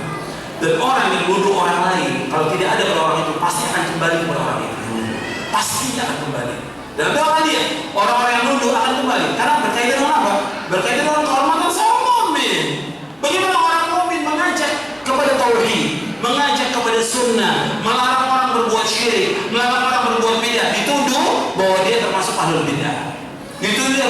Ini tujuan apa? Untuk menjauhkan manusia dari orang-orang yang mengajak orang kepada sunnah, mengajak orang yang benar. Ini merobek kehormatan seorang mukmin. Orang yang merobek kehormatan seorang pasti akan dibalas di muka bumi ini, pasti oleh Allah. Dan ini termasuk apa? Riba yang paling besar.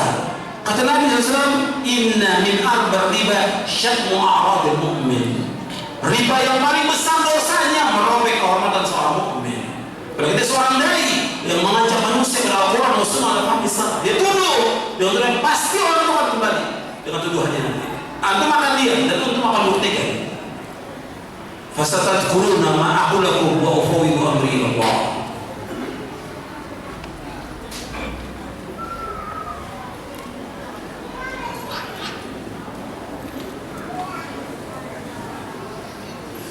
Bagaimana kita mengajarkan anak-anak kita untuk mencintai Al-Quran?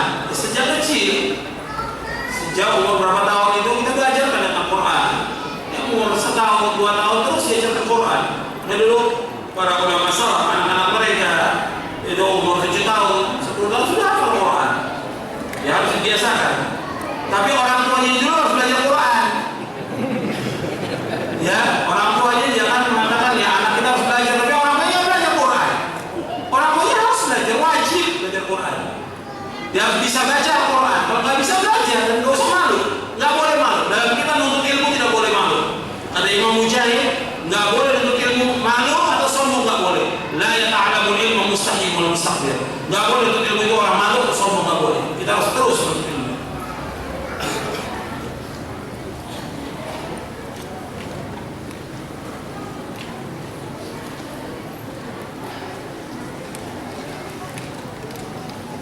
Apakah orang yang akidahnya benar, pastikan dia baik akhlaknya? Akhlak dengan akidah punya hubungan yang sangat erat.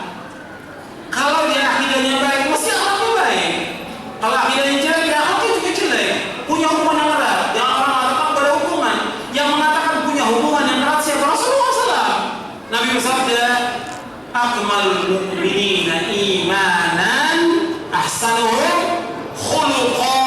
wa khiyarukum linisa'ihim.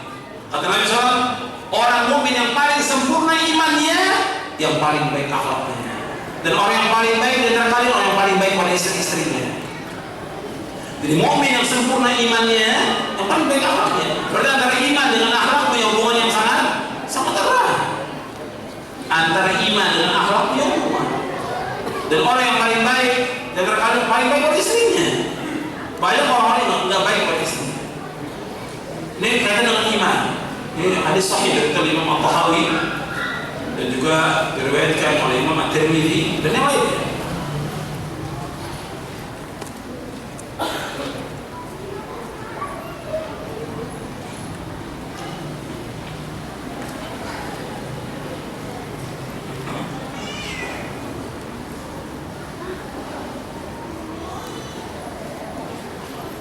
Bagaimana perbedaan antara akidah dengan manhaj?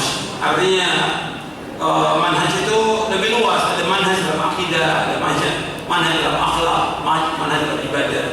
Ada sebagian ulama menyebutkan akidah lebih luas.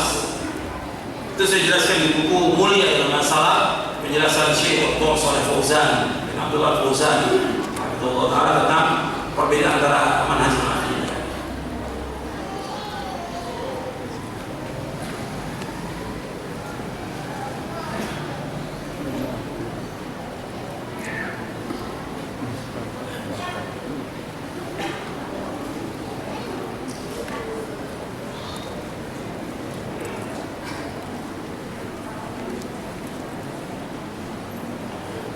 Orang yang belajar ilmu kalam artinya dia orang bodoh. Apa yang maksud ilmu kalam? Ilmu kalam ini ilmu yang berbicara tentang nama-nama sifat Allah, nggak pakai dalil, pakai logika. Ya, seperti ilmu filsafat. Ini nggak ada manfaatnya. Dan ini dihukumkan berat oleh para ulama. Nggak boleh kita belajar ilmu kalam, nggak boleh kita belajar filsafat. Sampai kata Imam Syafi'i, hukuman orang belajar ilmu kalam dipecut dengan pelepah korban. Nggak boleh. Yang kita belajar semua dalil, Quran, Sunnah. Dalil, bukannya ilmu kalam, bukannya filsafat, bukan yang lain.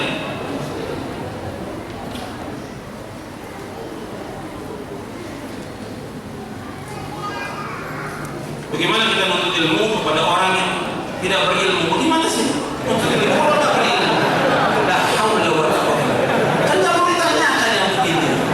Aku tahu dia nggak punya ilmu, kamu belajar. Dan bodoh.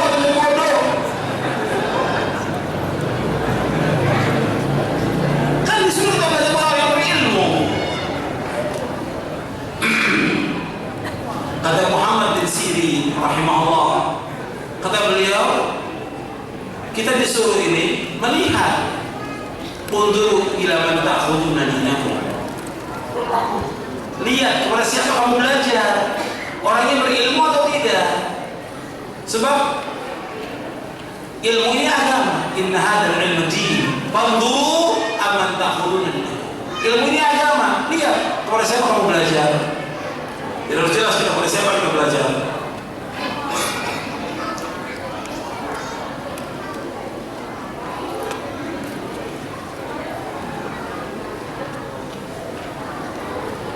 Apakah benar sedekah itu bisa memperpanjang umur? Tidak benar. Yang benar itu ada riwayatnya tentang masalah silaturahim. Dalam hadis yang sahih dari Bukhari Muslim bersabda, "Man ahabba ayyusata lahu fi rizqihi wa yusala fi athari falyasrahina." Barang siapa yang suka dipanjangkan umurnya dan diluaskan rezekinya, maka hendaknya dia menyambung tali silaturahim. Saya Bukhari Muslim. Ya, karena sudah menjelang maghrib, kita istirahat dulu. Nanti saya lanjutkan sedikit lagi pada maghrib, pada setelah itu kita selesai. Jadi sesanggupnya saya, dan ada sisa-sisa tenaga yang ada, mudah-mudahan bermanfaat. Ya, persiapan untuk sholat maghrib dan wudu kita coba sampai sini. Nanti jauh pada maghrib kita lanjutkan lagi sedikit, mudah-mudahan bermanfaat. Wassalamualaikum Muhammadin sallallahu alaihi wa ala alihi wasallam.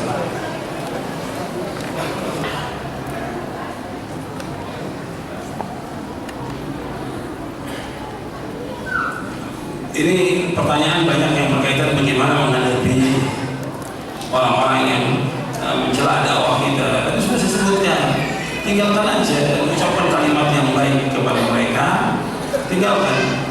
Toh kita tidak rugi mereka merongrong dakwah kita, mencela dakwah kita. Kita nggak rugi. Alhamdulillah dakwah ini tetap berjalan selama ada langit dan bumi. Walhamdulillah dakwah salaf ini yang hak ini, alhamdulillah di mana diterima oleh kaum muslimin. Ada sebagian segelintir orang yang nggak mau terima merongrong dakwah ini, tinggalkan. Dan kita di samping meninggalkan mereka, jangan lupa untuk selalu berzikir, bertasbih kepada Allah Subhanahu wa taala. Karena Allah juga menganjurkan kepada Nabi Muhammad SAW demikian. Jangan kamu duka cita dalam perkataan mereka, tapi disuruh bertasbih terus kepada Allah Subhanahu wa taala.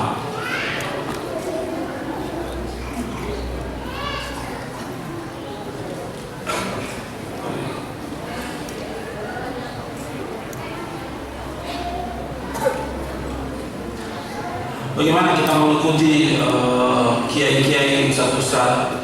Sekarang yang kita pelajari, ikhwan fillah, Al-Quran dan Sunnah apa misalnya?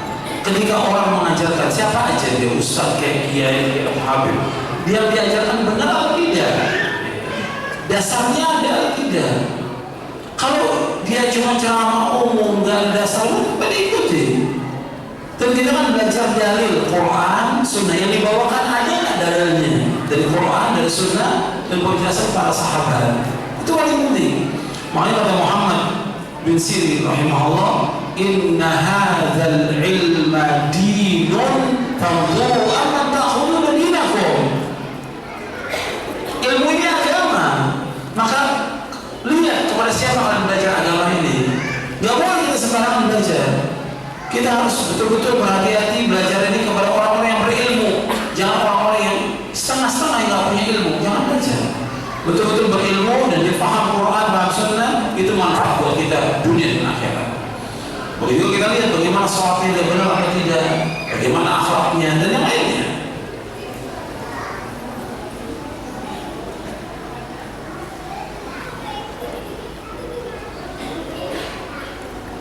Pertanyaannya hampir sama. Ternyata di Tegal ini banyak orang yang mencela ya. Karena pertanyaannya hampir 10 kertas mungkin tentang celaan, gimana dengan Nabi celaan. Antum yang penting belajar, sibukkan diri dengan ilmu, belajar. Sibukkan dengan ilmu, terus belajar Al-Quran dan Sunnah misalnya.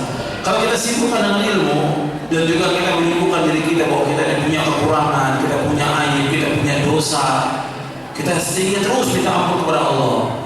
Belajar. Banyak kitab yang belum kita baca. Jangan disibukkan dengan fitnah, jangan disibukkan dengan orang-orang yang mentahdir. Biar belajar. Kalau kita disibukkan dengan yang seperti itu, kita akan sama seperti mereka, jadi sakit.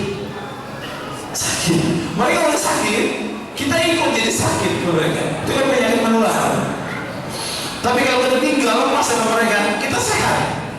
Ya, Anda lepas sama mereka sehat. Anda bisa baca, Anda bisa nulis. Banyak orang bergabung dengan mereka, tadinya sehat jadi sakit. Tadinya luar biasa hormatnya kepada guru, tadinya luar biasa hormat kepada orang tua. Begitu gabung dengan mereka, kurang ajar kepada gurunya, kurang ajar dia kepada orang tuanya. Gak mungkin ajaran ini benar.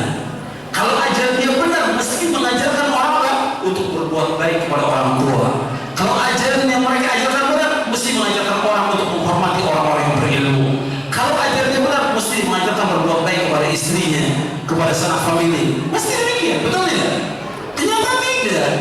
Justru mereka mengajarkan murid-muridnya kurang ajar kepada guru yang pernah mengajarkan kebaikan kepada mereka. Ini lain orang yang tidak tahu budi. Padahal Nabi bersabda SAW, "Man sana ilaikum ma'rufan fakafi'uhu, fa idza tajidu ma tukafi'unahu fad'u lahu hatta taraw annakum qad kafa'tumuh." Kata Nabi, siapa saja orang yang pernah berbuat baik pada kalian, balas kebaikannya. Kalau kamu tidak mendapati untuk membalas mereka, doakan dengan kebaikan sampai kamu merasa kamu sudah balas. Sekarang anda lihat dari mereka itu, mereka nggak pernah mengajarkan bagaimana membalas kebaikan orang yang pernah berbuat kebaikan. Kebaikan yang paling baik ilmu. Kebaikan yang paling baik ilmu. Orang yang pernah mengajarkan ilmu mereka, mesti mereka bersyukur kepada Allah. Ada seorang alim dari ahli sunnah pernah mengajarkan saya kebaikan. Tapi tidak. Ini lain orang-orang yang tidak tahu budi.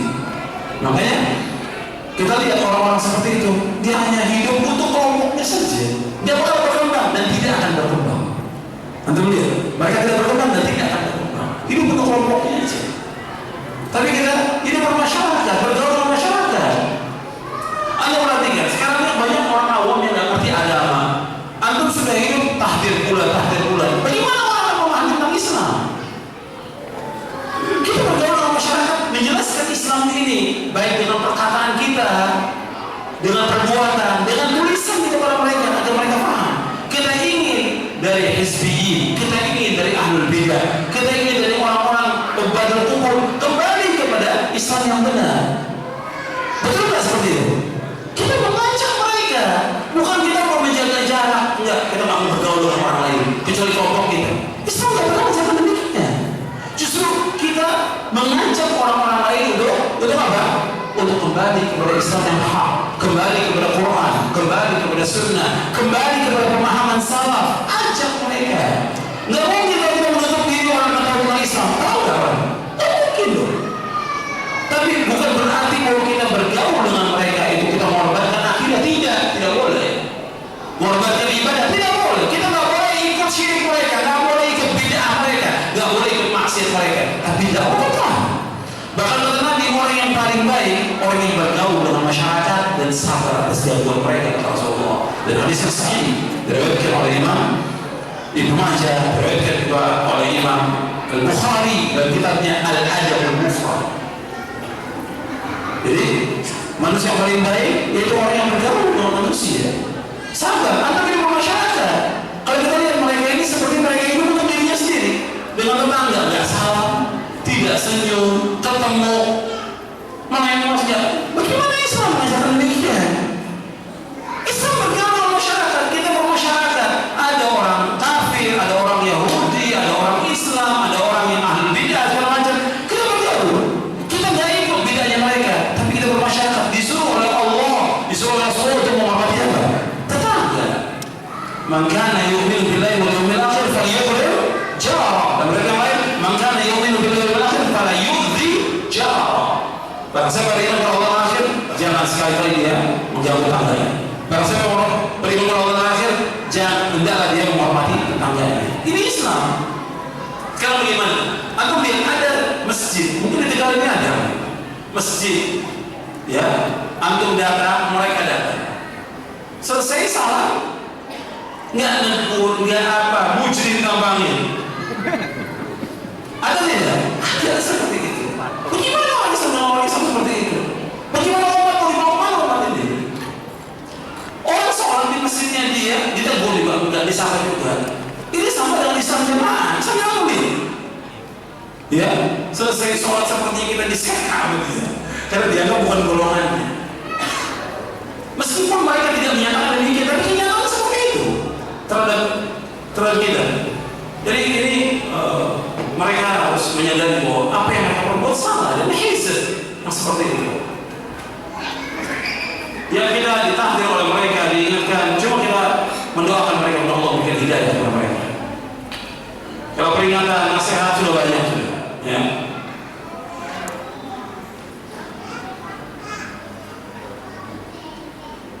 Bagaimana kita mendakwakan keluarga kita yang belum paham tentang ngaji? Ya kita harus berusaha dengan semaksimal mungkin mendakwakan orang tua kita, keluarga kita, terutama anak ya.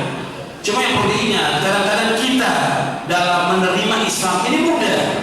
Subhanallah, Allah kasih kita dibawakan keterangan Quran, Sunnah, paham salah, terima langsung. Tapi belum tentu orang tua kita, belum tentu saudara kita, belum tentu juga anak kita. Nah di sini kita harus banyak sabar dan terus berdoa, tapi harus berjuang dengan terus berjuang. Bagaimana supaya dapat hidayah?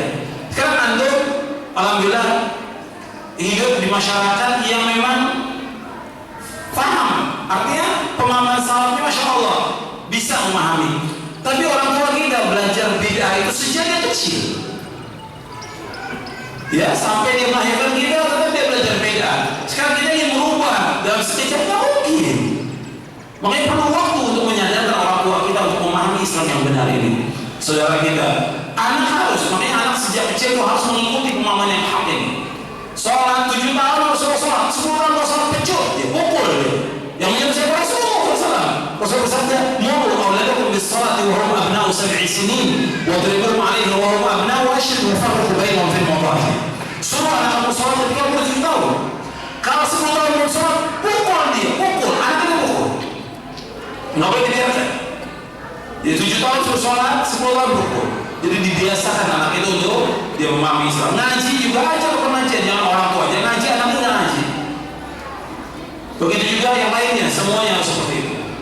Orang tuanya pakai jilbab, anak pakai jilbab, harus rapi. Karena orang tuanya juga nyuruh anaknya pakai jilbab, orang tuanya nggak pakai jilbab. Anak yang TK lagi pakai jilbab, ibunya nggak pakai jilbab. Jadi ini nggak jadi contoh yang baik, nggak jadi teladan buat anak-anaknya. Bagaimana hukum mengucapkan 2 kalimat syahadat bagi orang yang sudah Islam? Kalau sudah Islam yang perlu syahadat lagi.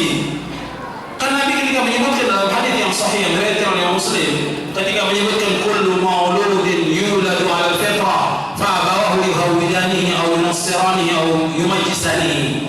Nabi menyebutkan fa in kana muslimaini fa muslimun. Kata Nabi, setiap anak adalah fitrah. Kedua orang tua yang menjadikan dia Yahudi, Nasrani dan Majusi. Apabila kedua orang tua yang Islam, maka anaknya juga Islam. Fa in kana muslimaini fa muslim. Ada sahih dari Muslim. Tahu saya.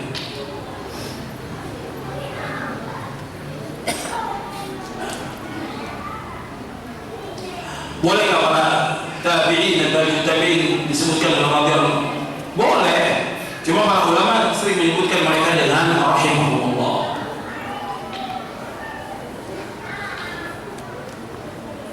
Artikan doa untuk keridhaan, dan kita menyebutkan biasa para ulama menyebutkan dengan rahimahullah.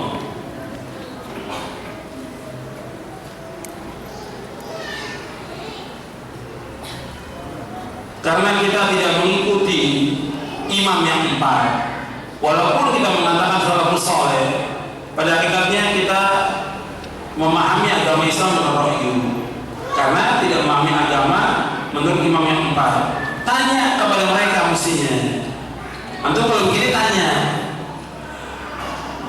Pertanyaan kepada mereka itu, apakah imam yang 4 Hanafi, Maliki, Syafi'i, Hambali rahimahullah mengajarkan kita untuk mengikuti mereka? Tanya. Yang pertama. Yang kedua, apakah mereka mewajibkan untuk mengikuti mereka? Yang ketiga, tanya, kalau memang itu harus ikut mereka, wajib, mana keterangannya? Tentu semua bisa dibantah dari Al-Quran dan hadis Nabi. Bahkan Imam Syafi'i mengatakan, apabila ada pendapatku menyalahi sunnah Rasulullah, buang pendapatku. Jadi perkataan mereka untuk mengikuti imam menyalahi perkataan imam itu sendiri, menyalahi perkataan imam itu sendiri. Kalau mereka mengatakan harus kita bermadzhab, mana nasnya, mana dalil? Dalilnya mana? Karena agama kita tadi agama apa? Agama dalil, mana dalilnya?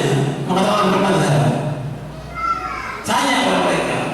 Sekarang kalau dikatakan kita wajib mengikuti mazhab Syafi'i, tanya lagi kepada mereka, Imam Syafi'i mengikuti mazhab siapa?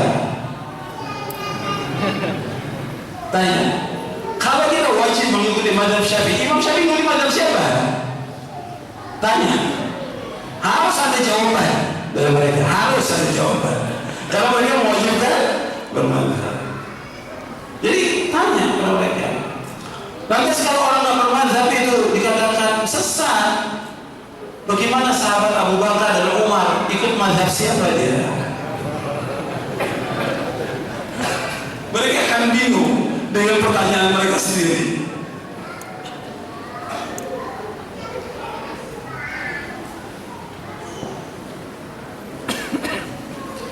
Bagaimana kalau ini pertanyaan berkaitan dengan masalah rumah tangga? Di sini pertanyaannya. Kalau orang sudah tidak saling mencintai, apakah boleh seorang istri cerai? Sebenarnya seorang istri dia harus berusaha bagaimana dia untuk taat kepada suaminya, bagaimana dia melaksanakan perintah Allah Rasulnya dan sabar. Karena dalam syariat Islam dia seorang wanita tidak dibenarkan minta cerai. Bahkan perempuan yang minta cerai tanpa alasan yang syar'i, maka dia tidak akan mencium orang surga. Rasulullah SAW bersabda dalam hadis yang sahih, ayyuma imra'atin sa'alat zawjaha talaqa min ghairi ma ba'sin fa haramun 'alaiha raihatul jannah. Siapa saja wanita yang minta cerai tanpa alasan yang syar'i, maka haram bagi dia mencium aroma surga. Maka dia harus sabar. Memang dalam rumah tangga itu ya ada keributan, kadang-kadang ada, wajar, tapi harus sabar. Masing-masing suami dan istri punya kekurangan. Maka berdoa kepada Allah dan minta kepada Allah agar diberikan rumah tangga itu sakinah, mawaddah, warahmah.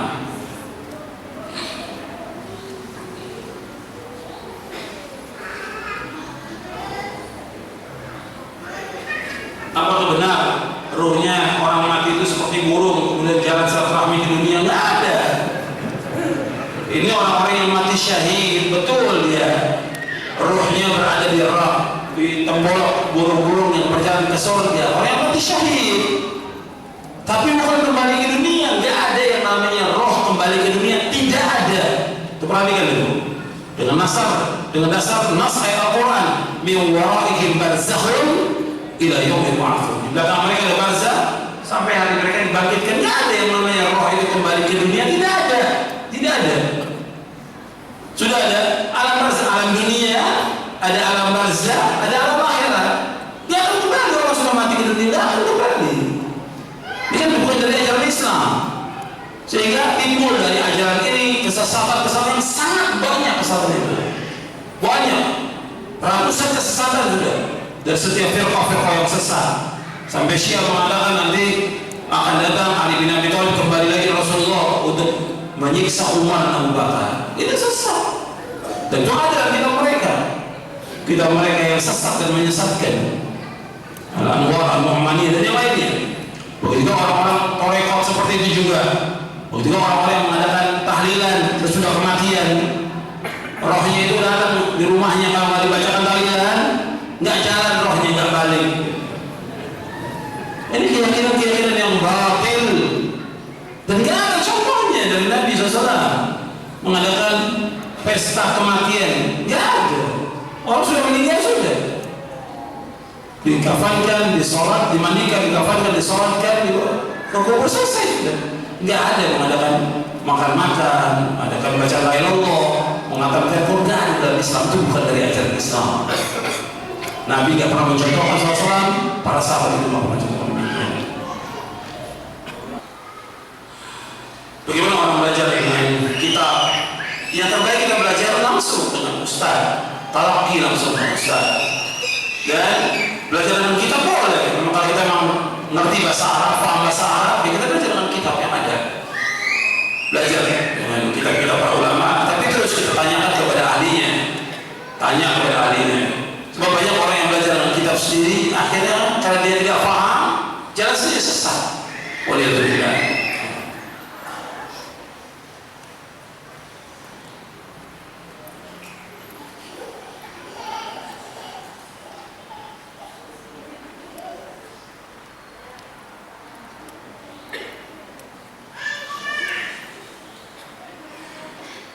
Bagaimana kalau ada orang mengatakan bahwa pemerintah ini atau negara ini kafir? Ya nggak benar perkataan ini.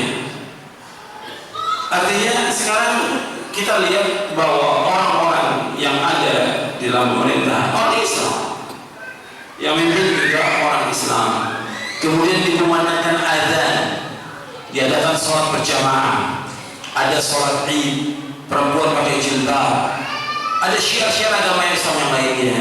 Ini Islam. Ketika Nabi SAW akan memerangi orang-orang kafir, maka Nabi SAW menunggu sampai waktu subuh. Ini hadis sahih Bukhari Muslim. Nunggu waktu subuh. Kalau Nabi mendengar azan, Nabi nggak menyerang mereka. Berarti mereka orang apa? Islam. Azan. Sekarang di Indonesia dikemanakan azan atau tidak?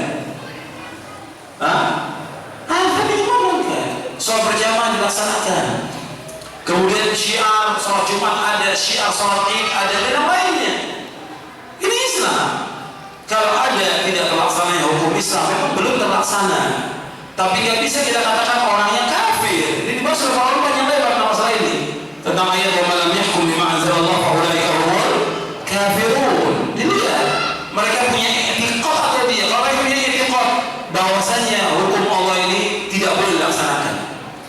Hukum yang ada ini, undang-undang yang ada ini lebih utama, lebih mulia. Undang-undang Allah tidak boleh dilaksanakan. Kafir dia kalau punya i'tiqad demikian. Sesudah sampai hujjah. Tapi kalau dia jahil, awam nggak ngerti apa-apa, dia tidak dikafirkan.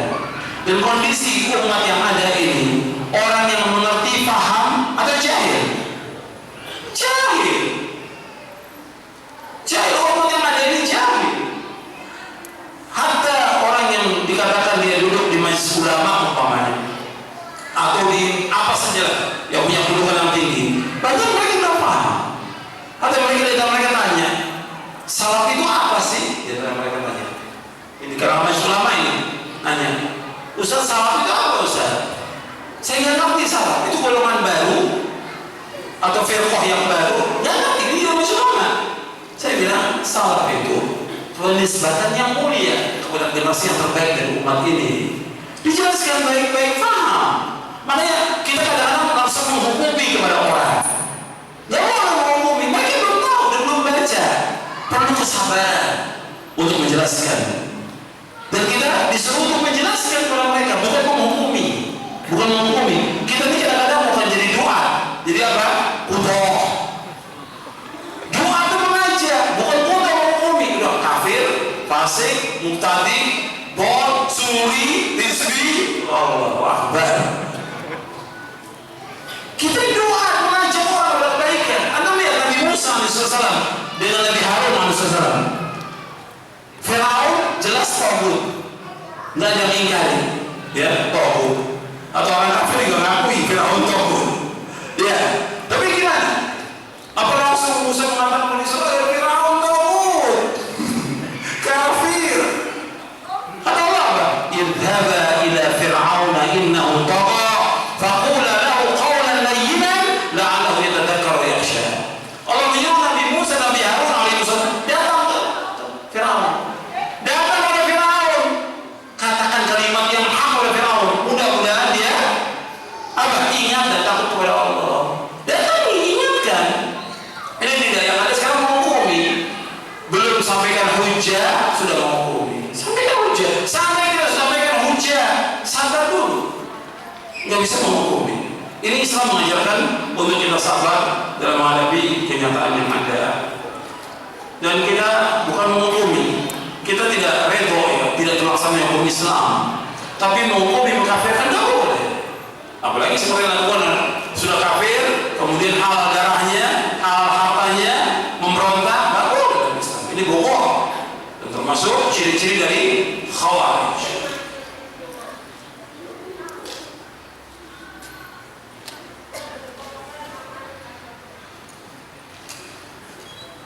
Bagaimana?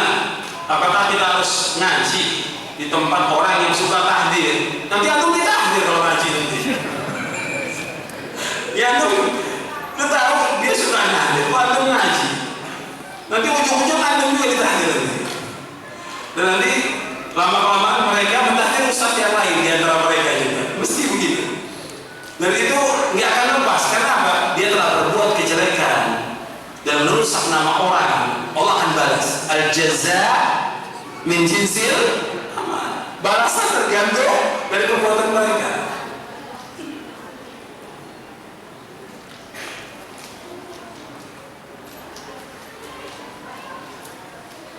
Bagaimana kalau kita di rumah tangga, ilmu kita tidak sejalan dengan istri atau anak di rumah kita? Ya kita harus belajar dan terus belajar. Kita mengajak istri kita, anak kita untuk mengaji Al-Quran, Sunnah, atau misalnya wajib kita mengajak mereka. Kenapa? Karena Allah berfirman, ya ayyuhalladzina amanu qu anfusakum wa ahlikum. Wa berfirman, jangan diri kamu dan keluargamu dari neraka.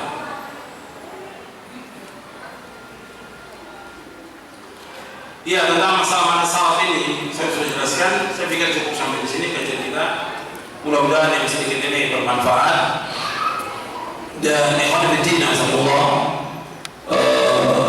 ada sedikit yang perlu saya sampaikan kepada antum dari kajian kita tentang masalah akidah, bahwa di antara ciri dakwah salaf itu yang menonjol, dan antum harus ingat bahwa dakwah salaf itu dakwah ilmu.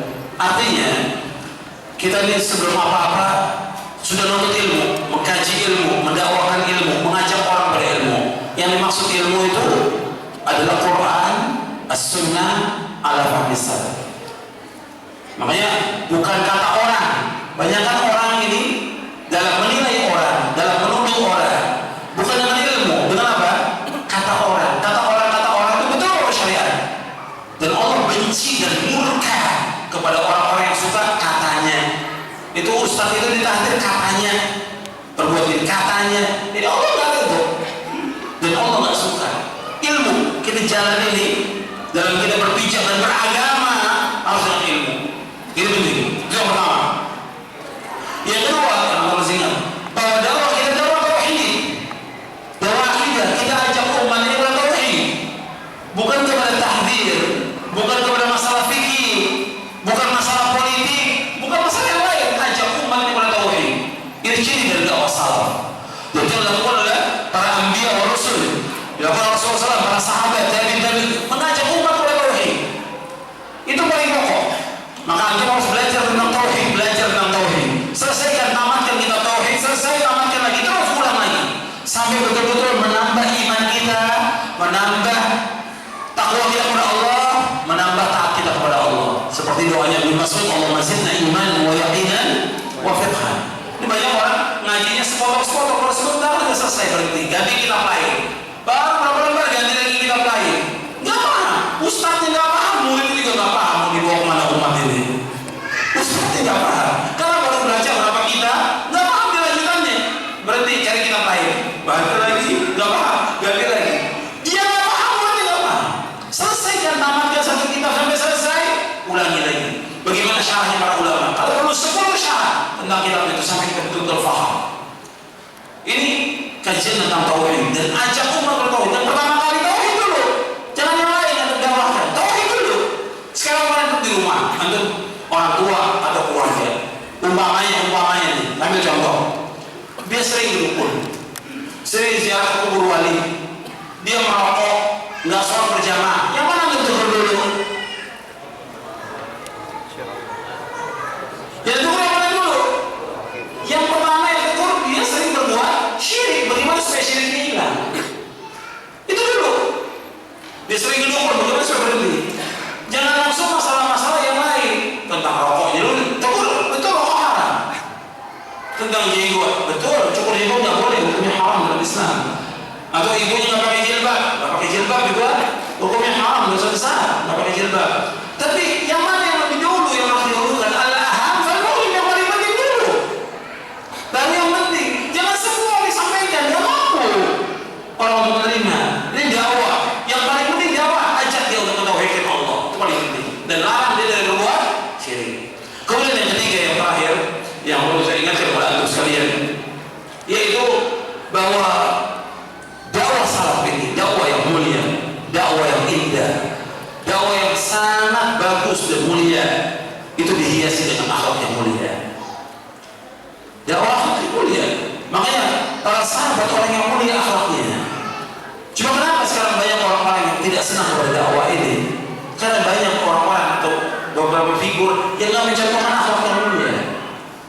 Hubungan dia dengan orang tuanya nggak bagus, hubungan dia dengan istrinya tidak bagus, hubungan dia dengan tetangganya nggak bagus, hubungan dia dengan manusia bagus. Katanya salah, katanya mengikuti Quran Sunnah, utang nggak bayar. Gimana dia utang nggak bayar? Muamalahnya nggak bagus, seperti ini, cacat orang akhirnya. Kita harus bagaimana muamalah yang baik kepada orang, ketemu senyum, salam, dan yang lain. Ini ajaran Islam, semua Islam mengajarkan. Kalau kita ada utang, kita bayar. Kalau kita belum mampu, sampaikan. Saya belum mampu untuk bayar. Dan berikan tempo saya nggak mampu sekarang. Sampai ada waktu yang luang. Dan kita yang memberikan utang, memberikan tempo. Sebagai Allah sebut dalam Al-Quran, Ya Maisarah wa tasaddaqu khairan lakum in kuntum ta'lamun. Dalam surah Al-Baqarah. Jadi itu Islam ajaran seperti itu. Indah, hubungan baik dengan semua orang, untuk kebaikan. Tapi kita nggak ada toleransi dalam masalah akidah, artinya dalam masalah kebidahan, syirik, nggak ada. Kita harus tahu dia cuma hal yang hak, tapi bergaullah untuk kebaikan, mengajak mereka kepada baik. Tunjukkan akhlak yang mulia. Ada saudaranya sakit, tetangga sakit, dia dijenguk. Nabi saja menjenguk orang Yahudi, Nabi jenguk. Yahudi, Nabi jenguk. Tapi tujuan apa? Untuk mendakwakan Islam. Nabi suruh Yahudi, Anda masuk Islam, kamu masuk Islam. Dilihat bapaknya bagaimana? Ati Abul Qasim, Ati Abul Qasim. Kenapa? Dengan dijenguk masuk Islam. Sekarang teman kita sama Muslim udah dijenguk apa? Beda dia, pahamnya beda. Haula wala quwwata illa billah. Dan masih banyak lagi yang lain. Jadi kalau kita harus merubah apa yang lebih baik. Allah akan merubah kehidupan kita apa yang lebih baik kalau kita merubah. Cara dalam hidup kita harus berubah. Banyak yang salah, banyak yang keliru. Kita kembali. Kalau memang salah kita kembali. Sama, saya dan antum sama. Kita harus mengoreksi diri kita. Kita muhasabah terhadap dosa-dosa yang banyak yang kita lakukan. Kembali kepada Allah dan terus kita membaca. Terus kita membaca Al-Quran, membaca Sunnah Nabi yang sahih, terus mengikuti para ulama. Jangan yang lurus, mohon kepada Allah agar Allah menetapkan kita di atas Al-Quran wa Sunnah Al-Misal yang muqallibal qulub tsabbit qalbi ala dinik. Mudah-mudahan yang saya sampaikan bermanfaat untuk sekalian. Kurang lebihnya saya mohon maaf dan terima kasih kepada semua yang hadir dan juga kepada panitia dan kepada ikhwan yang ikut membantu dan juga yang menyumbang. Mudah-mudahan Allah berikan ganjaran besar untuk kita semuanya. Wassalamualaikum warahmatullahi wabarakatuh. Subhanallah wa bihamdik, asyhadu an la ilaha illa anta, astaghfiruka wa atubu ilaik.